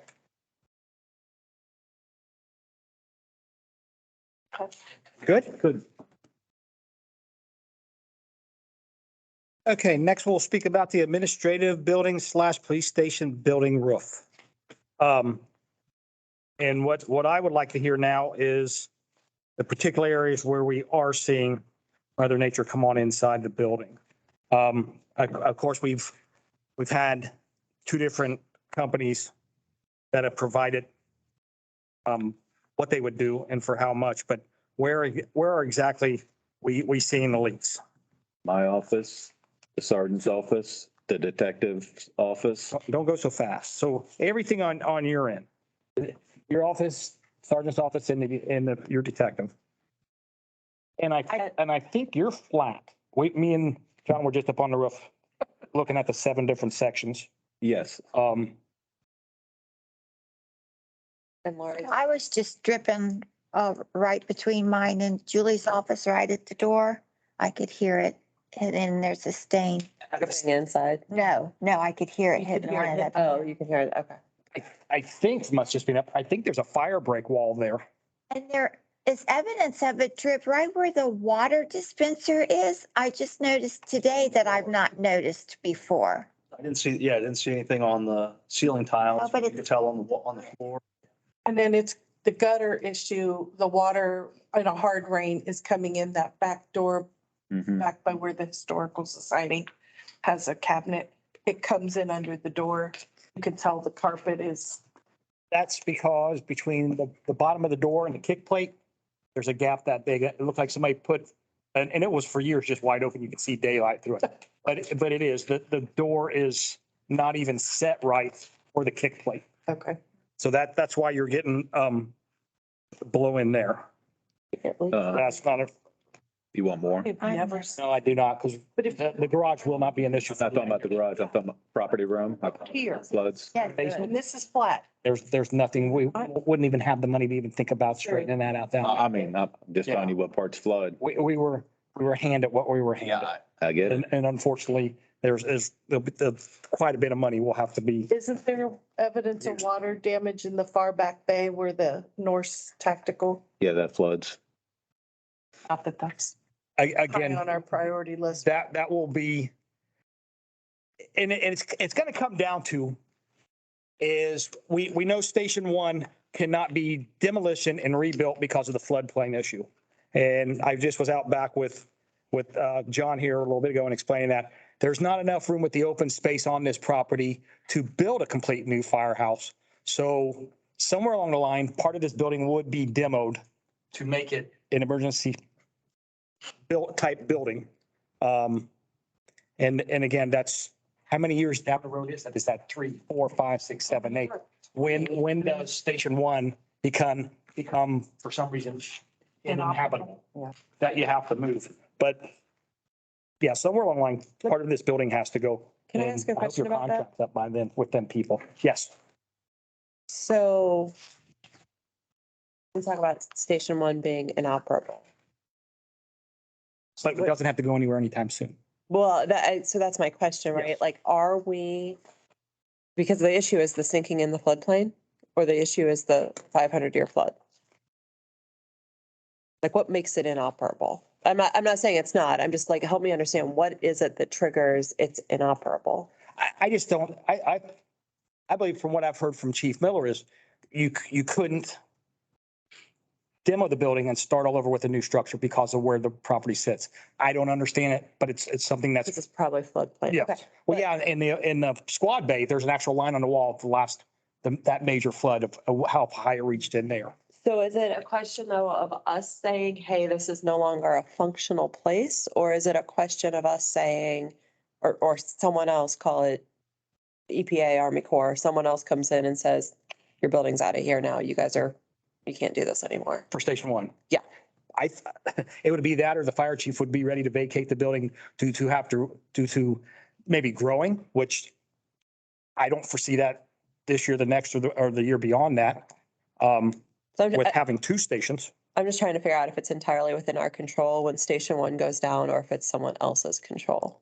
I have no idea. And then to that point, if it is a question of sinking or whatever, do we have people going out there and checking? Like, do we have surveyors taking a look to see, are we doing the forest fair ball thing and we're sinking into the sand, or are we doing okay? But we don't really know. No, I just know in, That it's thinking. Okay, so it's not something like that. It No. must just be, No, I was always under the impression it was just if for some reason it wasn't able to hold all the necessary equipment or just functionally was not appropriate, that due to it being located in a floodplain, we would not have the option Can't of do anything. leveling and building something else.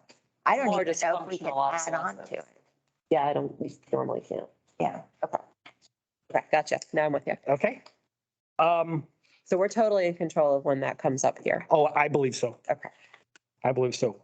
This building here has, what do we count, 4 or 5 different sections of roof as the previous occupants kept adding on for the growth of their business. I don't remember when, but of course there was a parking area put up top over the present garage, and it leaks at concrete seams on that. And of course, water's going to find the least resistance to go with gravity. And it does go in the garage. That is not at the top of my list. It would be the habitable parts of this building to protect computer equipment and day-to-day operations. I don't know 100% of what kind of finances we have for building improvement, but I don't think the whole job could be tackled in one fiscal year. Well, I think we would have to pick a section that we would feel was the worst and damaging the interior and shoot for that particular area in a time frame. I know some of this that I read. I'm not a big fan of an overlay. Putting a 40. Let me go here and putting up a $40,000 roof over a 30 or 40-year-old roof that is the cause of the leak. I know from reading paperwork that this company installs the manufacturer of the material will have a representative here. But again, I don't, on my personal house, I don't put another set of brand new shingles over an old set of shingles. It's a tear off and replace to get the bad off and the new on. These are very elaborate. I don't think we have the picture. I know we do on my, or do we? Yeah. The different membranes that, yeah, here we go. Of Sherwell TPO reinforcement membrane. That's the top facing Mother Nature. And 7 other layers. I think there's very little of that structure back there over Julie's office that continues on back over weight room, wash rack, paint shop, and then it goes to a parking structure. I originally thought what we're sitting under now was a flat roof, but it is a hip roof with a very shallow pitch. The only thing that's flat is over the chief's office and the sergeant's office. And I think over the detective room, I believe that's hip roof again Oh, there also. And the parking structure. They have that labeled. So the garage, this was all flat, obviously. That's all flat concrete. I'll never understand how. but that's what they parked. There's a steam gutter. Yeah. That's a weird gutter right there. No, actually, that's the peak. The gutter's right here at the parking space and start of the building. This is the peak roof. This is pitched, that's So pitched. different. The gutter's right here. No, there's a gutter line because it's covered and there's a tree growing out of it. Lori and I were. It's yellow. Yeah, but that's at the pitch of the roof. That's not a gutter. That's just the cap. The gutter's down here by the concrete. It is down here by the. Yes. Yep. So we still have a tree. It's just not being watered. Well, it is being watered.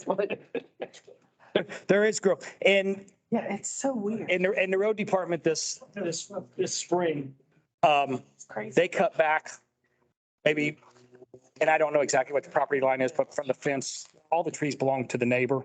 We cut them, Paul and his crew cut them all back and hauled them off. These are very expensive roofs. And again, they're both overlay. Are they overlaid because we were saving the cost of the tear off? have no idea what was requested. You contacted the local roofing company. Did you? Barnekers? Yeah, did you? I think we just discussed, Two different. how do we stop this instead of just Yes. keep putting Band-Aids on top of this roof? 'Cause And they'll go up there for a little bit and repair it and then. right. There's two. I think this is, let me get the picture again. This is a lot for a roof, all these different layers. Into the insulation screw place, existing metal roof structure per. Okay, that's, number 8 is the beams that are already in place. Number 7, the existing roof.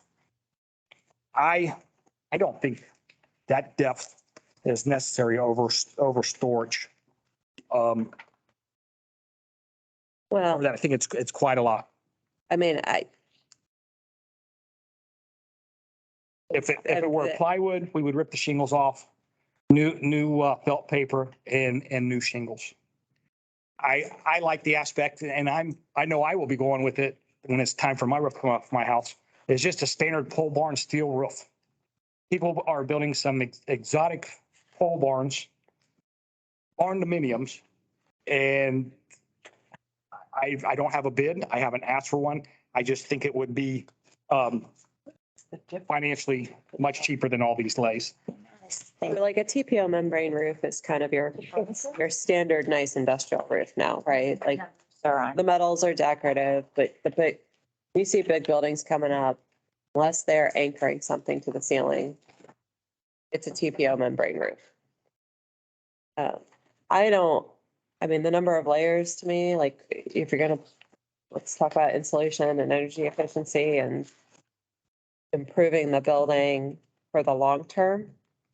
And if we end up taking part of it down, I think the challenge is we always think like that sometimes, but then we have no plan to take it down. And we have no plan about when Station 1 goes under. It appears that we're entirely in control of when that happens. So to me, I would do a roof, and I would do the whole roof, and I would do it right, check the box, and then maybe next year we move on to some of the other, the electric spaghetti that's happening back there. I don't know the difference, and Here it maybe, is. did you, Lori showed me. was that There are okay. 2 estimates. One is for this section. One is for this Okay, section. so the total is 67,000. Which is, and maybe to its point, maybe we do one section. Did you catch that? The picture? No. Did you catch how this breaks out? So maybe we do one section and one year. Oh, yeah, I Yeah, remember seeing that okay. online. I couldn't figure out. You got the 2 quotes. So this is the 40 and this is the 27.7. Together it's 67 and some change. Yay.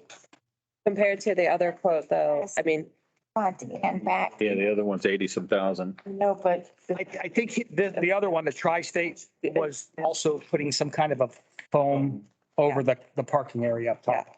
That's probably where his went out of for sight. apples and apples, because people are like, oh, the other quote for something similar was 83,000. right, So so with 68. It is expensive. This is, the one we're talking about is substantially less expensive than the first one.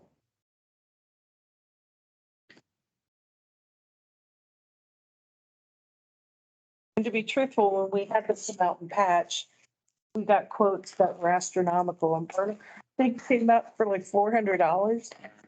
And for the most part, got rid of the big, like the raining in chief's office.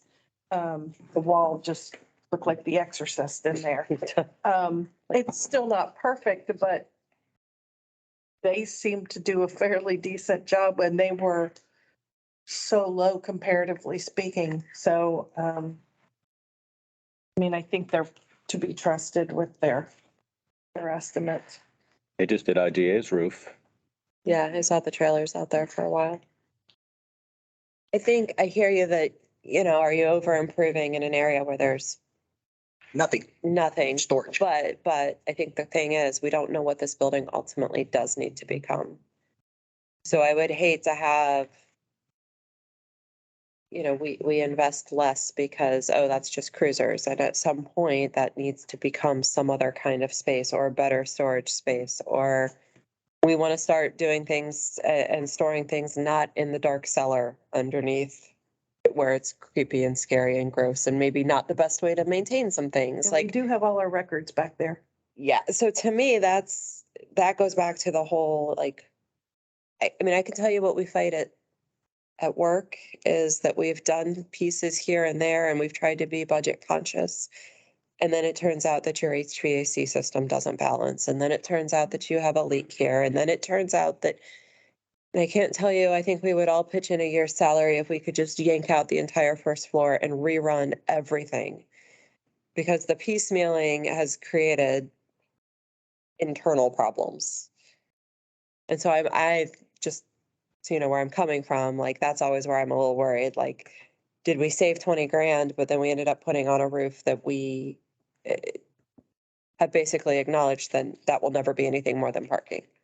And then if we do need something more, where does that space come from? If you do hire one more person for anything, even if it's the zoning person and you went back to having an assistant administrator, you don't have space.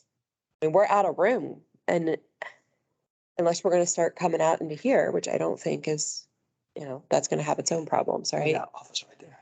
One. That's one, but I'm saying you got two. If you went back to having an assistant administrator and then zoning had passed, Or the cemetery had come our way. or the cemetery had come here, you don't have room. Or if you get one more command staff, or, somebody from fire needs to be here or what, you just don't have room. You guys have 5 offices, and that's it. So the only way you're going to grow is to grow out the back somehow, or to do a tear down and rebuild, which I don't think is in the cards for anyone right now. Anytime in the future. Yeah. So that's where I think, like, to me, the shell, the stuff that's big, maybe we do it over 2 years. Maybe we do it all in 1 year, but we do it right and consistent, how we would expect our neighbors to do it. And then maybe that becomes an office, maybe it never does, but you're at least ready for it. You thought ahead. And we didn't go with the $84,000.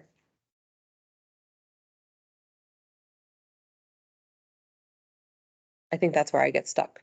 Saving money, bringing the same value, kind of the same thing that John talked about with the levy. Are we chasing value or are we chasing savings?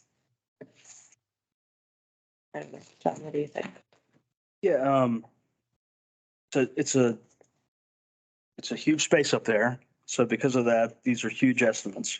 I think, and I understand about Band-Aiding things. But to, talk, I'm not a roofer. I don't know, but let's ask the experts what they think, the roofers, about, are there any other options besides what we have? And let the expert tell me this roof is unrepairable. I don't think they've really said that. We just asked to have a new roof, right? So tell me if it can be fixed. If the expert says it can't, then that option's off the table for me. I think we've spoken with them. We said, give us the best option. How do we make this roof work? And I think that's where this idea came from. And Lori can correct me if I'm wrong, because we've had a few conversations with them, because it seems like we've just been putting Band-Aids and they fix it here. And then once again, the water goes somewhere else and it still ends up just leaking in our building here. So, I mean, I think that's where this plan came from, but Okay. I'll reach out to them again and talk to them to see if there's a plan B or something like that, or do you think this really is going to fix our problem? Okay. Yeah, and I mean, of course, and you guys deserve at a minimum to have a dry workspace. And Well, I mean, we could that put in is- brand new surveillance equipment or recording Yeah. equipment in there, and that was an issue for us as to why this was really becoming an issue for us, because it was leaking on top of that stuff. And Yeah, I mean, that's unacceptable, Right. really, to have a workplace that does that. I mean, it just shouldn't happen. But yeah, just from what I've read, I didn't know if there's of prior conversations, but if there would be a fix, again, a roofer could tell me, I'll double check with Yeah. them, but I'm pretty sure But we they say had this this is- conversation that they thought this was the best route to go, but I will double check with okay. them. All right, I am going to ask for a bid for the steel. Yeah, I mean, the steel type building, well, for this much money, I don't mind looking at other options and Yeah. weighing everything out. See where that comes in. Okay. So, I don't, See how it holds up, see, I mean, how it insulates, what it does, yeah. That could be some direction? Yeah. thank you.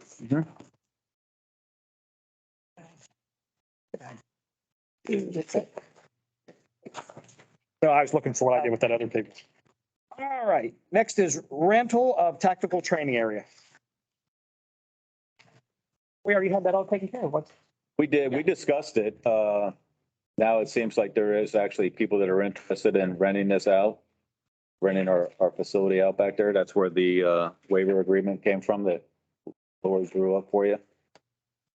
It was, the one that Norse used. And the Norris Tactical uses already, we just Yeah. changed it for Ross Township. So they charge 400 for the use of their facilities. So our thought process is if you're good with the $400 amount, if you want a different amount, then let us know, but we were just going to split that cost with them.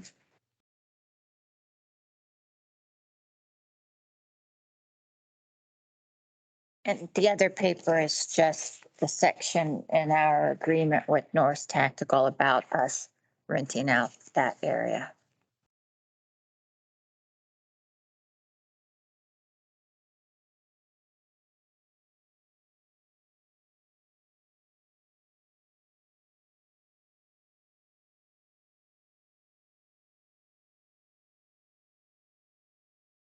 Building does seem to be a big hit. We've gotten a lot of comments on it. It's all been here so There's a lot of interest. Well, so far they have put on one class. There's another class. Actually, they put on two classes so far. Norris has. SWAT has used it several times. I think there's 6 classes total to be scheduled so far this year with the possibility of additional classes. Hamilton is the one I believe that is wanting to rent it, and other agencies have reached out to us showing an interest in wanting to rent it for a period of time.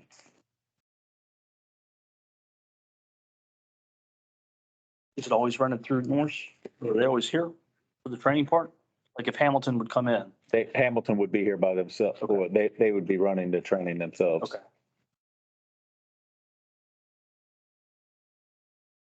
Oh. Here's where I get turned around. It was coming.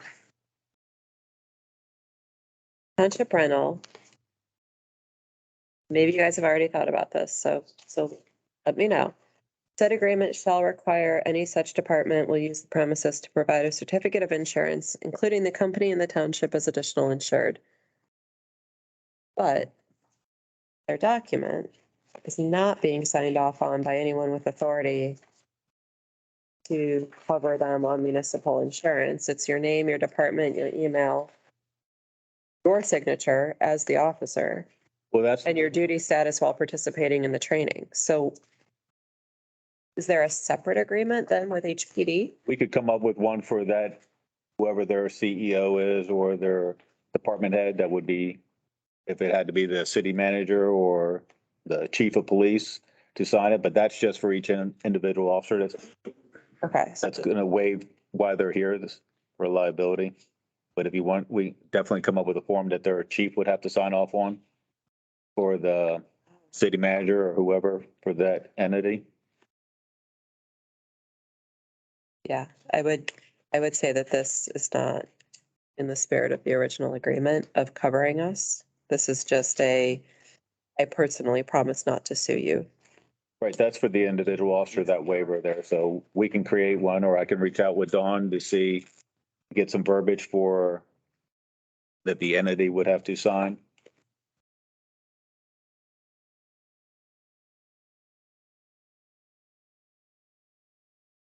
Yeah, I mean, I like the facility and I like that we have the option to use it. It's just the liability of it and following that bouncing ball of liability that I think we could probably check with Dawn, and I would say that you would, I go back to my day job, like, there are times where this has come across our desks, something similar, and we've been like, no, it's not covering that, and we're not allowing that. Had it not required city manager approval, I'm not sure it ever would have come across our desk. So I think it makes sense to have someone with the authority to change the insurance policy has to also be the person who signs this. I mean, officers or users could sign too, Right. but the person with the authority to change the insurance policy needs to also be the person that is signing the contract to be back there. So do you want it to be above the chief of police or like the city manager or the mayor or whoever from that entity? I mean, which hat do I have on? So I would say the city manager has to sign, but you don't always have a, Well, township Yeah. administrator, I mean. yes. whatever it is, Yeah. Or whoever has the authority to add that additional insured. Uh-huh. Right. Because you're still gonna want a copy of that policy, right? Like, you're gonna want to see something from the insurance company that says, yes, we're covering this. Correct. And so that should, I mean, well, like in our office, our admin requests that from the insurance company, you still would want to make sure someone else knows that, hey, we weren't just like, "Psst, Patricia, could you run us a new policy with this and this for these states? I mean, not, she would check internally, but we as the people that are allowing property use would also want that. So I would say you want an actual copy of the policy and something signed by their CAO. Now, will you need that each and every time? Say Hamilton comes here 2 or 3 times. Will the one time that they provide it, will that work for that entire year or what is your guys' thought process? Depends on how the insurance policy is written. Yeah, I think they typically go through the entire policy period. So if you Okay. add us as the additional insured, it probably would go through, stay on there until the end of the policy. Okay. But you double check with them, but Yeah. I think that's the way I've seen them. Okay. It's just a record keeping challenge. So what you might want to do is just say you have to provide us an update every time, which could just be a letter from the insurance, like our guys, Rob could just drop an email that says, yep, this is still in effect, and you could get it stapled. So that way you're not responsible for tracking Hamilton's insurance coverage, right? Or if they changed coverage mid-year or something funky Right. happened, like you just, Okay.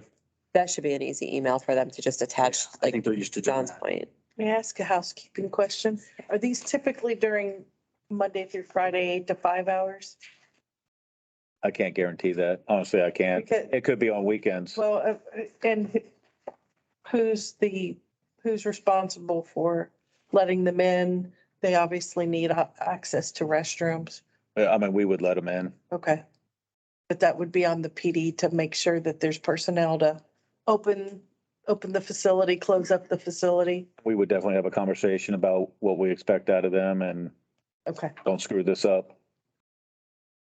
I noticed with the last Norse Tactical, there was poor gentlemen were waiting to use the one restroom, and I thought maybe we should just change the restroom signs to say, I mean, it's fine. It doesn't matter which one you use. kind. we Please keep be 'em- mindful. They were very polite, but I think Laurie went out and said, you can use the women's. It's fine. They look exactly the same.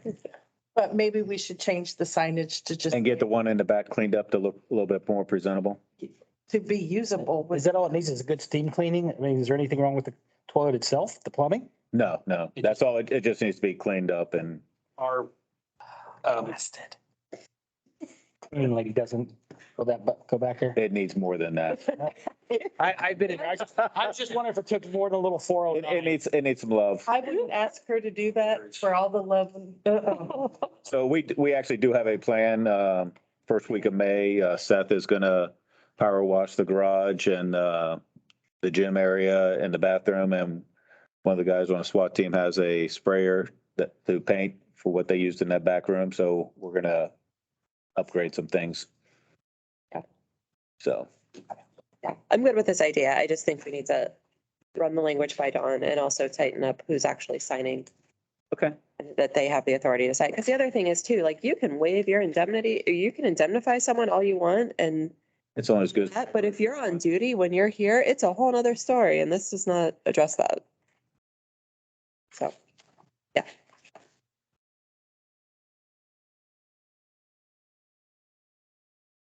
So do you need something in there about if they're on duty or off duty or? I would think that on would I didn't probably understand that one. want to take a look at that. I mean, I don't think, I guess I would have to ask your question. I mean, what do you consider on duty? I mean, if they're bringing their department down here to train, then, I mean, they're not working the road. So, I mean, it's departmental training. Yeah, but I guess it just, I don't know how that all gets sliced out, right? Like If they get injured while they're on departmental training, that's workers' comp. So, right, but you've asked them to waive all this. well, we're not liable for it is what we're asking them. I mean, it's not, yeah, it's a liability for us. If they get injured and workers' comp comes in and workers' comp says, actually, you are liable because you had this situation. It's just, it may just be a risk we have to take, right? But Yeah, I mean, I can't make everything 100%. I mean, if they do something stupid, I mean, unless they could prove somewhere that it's our fault or we did something negligent on our end, which and we haven't done anything back there. They're the ones that are hosting the training. So if they do, say they're using simunitions and they don't have face protection and somebody gets shot in the face, that's not on us. They did that. well, yeah, but somebody slips in the bathroom and it was a known water spill from a leak from a roof. We don't have that problem. We're fixing it. Okay. But, yeah, I mean, I understand what you're saying. So, I mean, I just think this is like this was written for a person who has the authority to waive their own personal issues, right?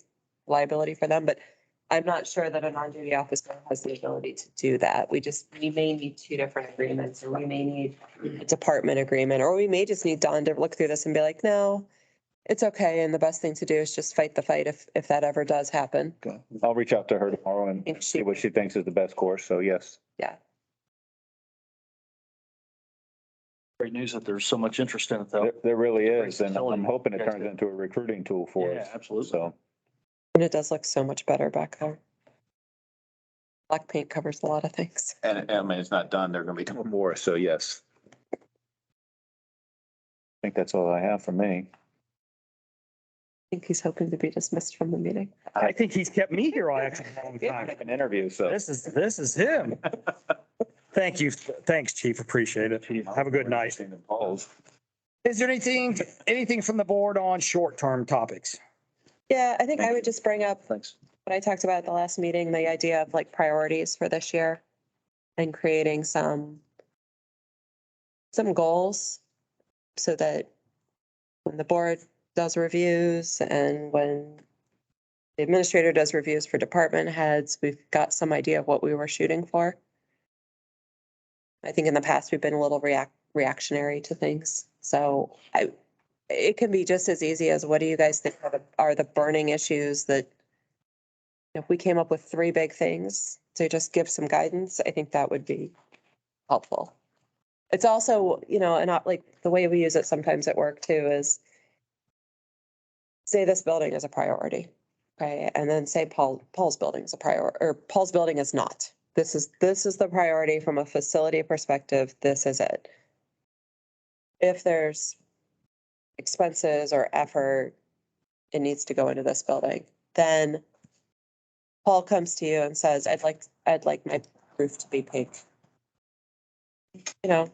We have this thing that says this is our priority. Now, if Paul comes to you and says, my roof fell in, okay, very different situation, right? But for anything kind of discretionary, whether that's staff time or money, what do we think that discretionary pool should be going towards?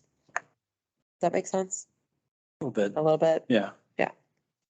So like for me, I would say overhauling the HR policies, like really getting in there, whether that means we need some help to do that or whether that we need to clear the way so that staff has the time to do it.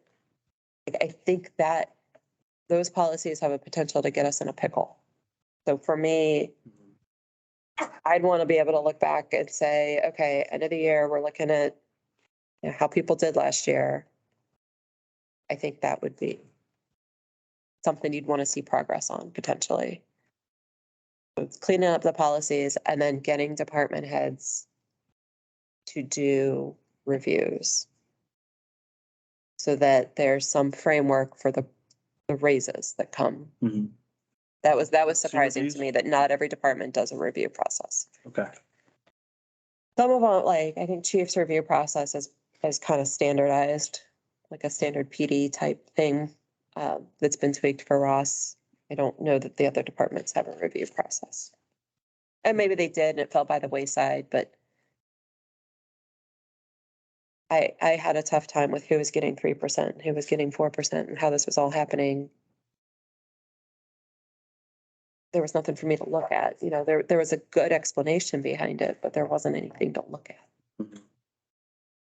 Those would be my two things, but you know, what do you guys think is like, what's been bothering you, Keith, for 10 years? You don't even want to know.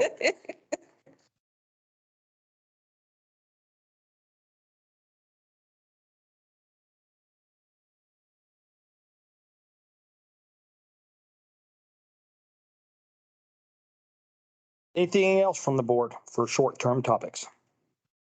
Well, what do we want to do with this? Oh, okay. Do you have anything else? What do we want to do with this? From what you just talked about, where you brought up priorities for different things in the township and department head reviews. That we spoke about that earlier in the winter. And Mhm. so department head reviews would come at the end of the fiscal year, correct? Well, I think if you're gonna, like, we got to give Lori some direction to say, hey, we expect that by the end of the year, there's a process in place, and then Lori can say, all right, this is a priority. We're gonna start to do this. Our budget process starts really October. And by the time we get to final budget numbers by December, you've had to make those decisions about personnel, cost of living. So, So it should be done before then, right? yeah. So what's an ample amount of time that we could set as a kind of a goal? Do you do department specific, or do you use one general template that everybody's using that can be slightly? I think everyone's tailored? responsibilities are so different that they kind of have to be individualized between departments. But if those things aren't kind of documented, I don't know, you know, going forward, I think we should do those things and have it, you know, I don't know if September 1st gives enough time. So by September 1st, let's have something in place. And if it gives a month to have those interviews, discussions, right, then that takes you to October 1st, Or right? if you've been doing it all year, then you need to compile it. Yeah, absolutely. I mean, if The managers like to. department head, yeah, want to do it monthly, quarterly, that's on them. I'm okay with whatever, but yeah, I think we need something final at the end of the year to, yeah, maybe it's easier if you kind of do this things as the year goes on versus trying to look back over 10 or 12 months and think what happened back in January and everybody forgets, right? So, but that's not, I'd leave that up to a department head to decide how they want to do it.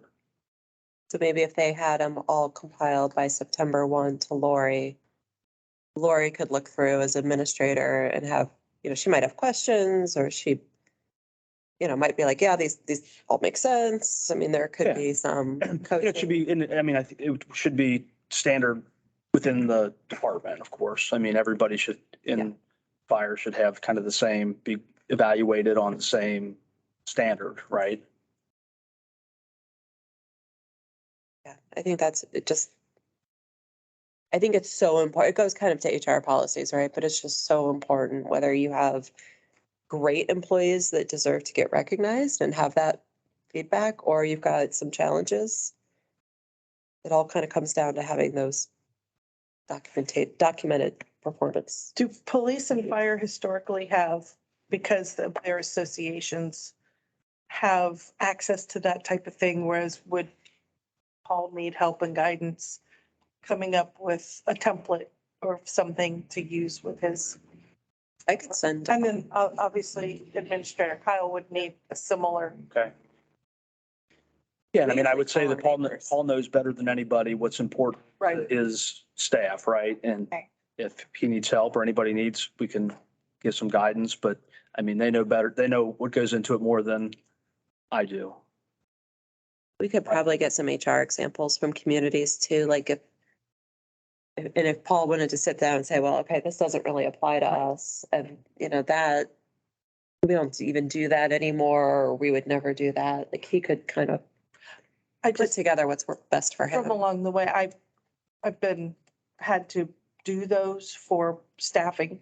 Mhm. And sometimes they give you boxes that are just so constricting and you're like, this does not apply to my department. And you're forced to like comply with them. So it's nice having a generic template to work from as long as it gives you a little bit of wiggle room. There's one township that it's literally like things that went great and things that didn't. It's kind of the way it is. And honestly, That's, I know that administrator would like it to be more than that, but she's like, this is where we are. And at least we are having conversations. Exactly. Right. And that might be great. less scary at that point. Mhm. And then, that's what I'm Yes. Mhm. thinking, implementing. I'm thinking it's not going to be, I may be completely wrong, may not be as much of a challenge for police and fire to implement as it might be Ever Road, Yeah. just because. and that also might fit better for us because then it's our responsibility to give feedback to the administrator. Absolutely. And so we have to also walk that walk if we're asking department heads to do that. Absolutely. Yep. So we're good on department heads and policies. What do you guys think about an HR policy? Either being open to if there are people that can help us with that, if, Lori, Already try to figure out. Out to, I've gotten quotes from 3 different entities. Because we didn't like the last, what was the name of the organization? Lexipol. Flexible, fire and police and, right, it's not working. It would operate as a third manual if entity had a large administration personnel department. A lot of people, a zoning department, they would use this document. It's not operating as a parent document that the police and fire feed into. So, in other words, you could have a personal appearance policy that's in all 3 manuals. We want it in one place. If you can't find it in the fire or police, look in the Yes. personnel policy.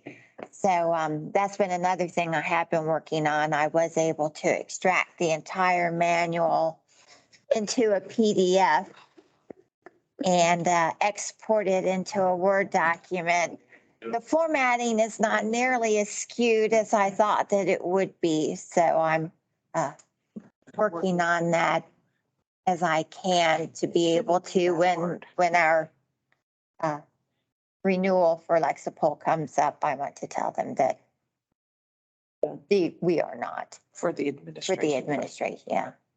Like, I think having, if that's a priority, which we've talked about it a lot, I think it's kind of implicitly a priority, but having the board say, yes, definitely be spending your time on this is really helpful, because if we don't give some direction like that, you also can't come back and be like, what did you do this year? Or, gosh, you spent a lot of time over there and we don't really know why. I think we've implicitly said HR policies, like we're supportive of taking a look at them, but I want to make sure I didn't misread that from you guys. I agree. Or anything else? I'm good. Yeah, I would just say, let's maybe put some dates around. I know we've talked about committees and, I think public participation is such a huge part of what we do. And that I thought was a great lens to the community. And I know we've kicked it around for a couple of months and maybe we can come up with some hard dates on how to do this. Mhm. And How to if we launch. still agree, if we still all agree that it's worthwhile. 2 committees, the fiscal oversight and I have a call out in the newsletter. I have proofed the newsletter once, but I know of one revision. I was provided content from Energy Alliances in regards to the community aggregation. it appeared, I rang a bell for me when I was reading through proofing it.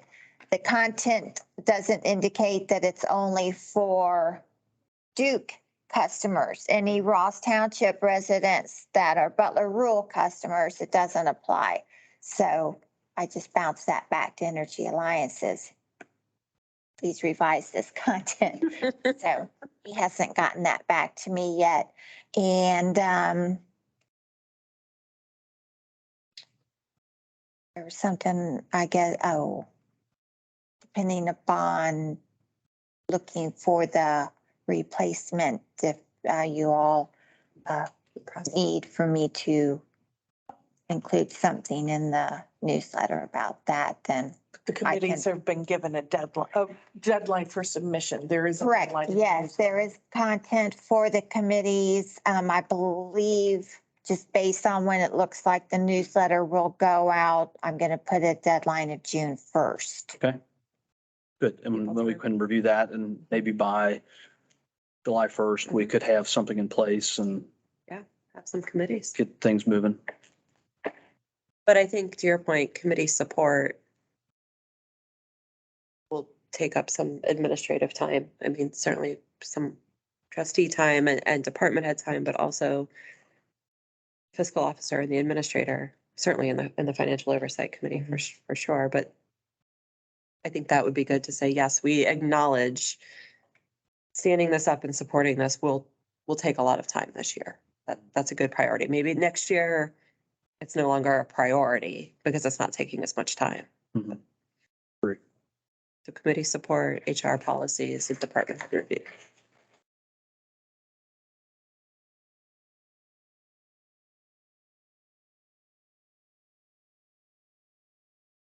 That's all I have. Anything else from the board on short topics? We are 2 hours and 18 minutes into our short-term topics due to having some guests and quite a few activities from the chief of police. Long-term, we will speak about long-term in late May, which will be land use plan approval, next steps. That was on the move already and just waiting on them up at the county to go. I don't think Have we approved it that it was sent on or? No, we talked about it, but we didn't no, actually land the plane. no, you haven't given it the official, we're ready to. Okay, Trigger pulling. is there anything that we need to go over that we can't vote on at our business meeting in May? Well, we talked about how we had done another public hearing. So zoning went down, but we didn't think it was necessarily the land use plan because most of the comments had been about the cost of zoning and things like that, but Correct. not the content. I think the Oh. county is open to like Venice overlay district and things like that, right? Well, That's separate. Actually, those are two separate things. right, and they have something in the new zoning resolution that they would, Special district. yes. Yes, but correct, the Venice overlay would be addressed through zoning, not through the land use plan. So for our next, But we did the public hearing on both, didn't we? At the fire department, it was both the zoning and the Venice overlay. yes, I think she went through both, didn't she? yes, we did. That's why we went up there. So no, I think you're right. It's just a question of, does John feel on board? Because some of this happened before you, so Mhm. you get up to speed with Lori or have questions. Maybe there But the could be next- action at the meeting. I can do that, but the next thing would just have a resolution to approve it. Yeah, right. And send it on up to the county. Yeah. Yep. Okay. Again, long-term topics that we will be talking about next month. Ross Hamilton Jed, next steps. Township owned Morgan Lane parcel, building use policy. And that'll be it. Okay. Move for the adoption of motion 23-063 to retire to executive session to discuss the appointment of a public official in accordance with the Ohio Revised Code, section 121.22 G1. Time is 8:21. I need a second. That would be- Second. I believe that's the way it works. Any discussion? Roll call. Trustee Fisher, Yes. trustee Patterson, Yes. trustee Blower, Yes.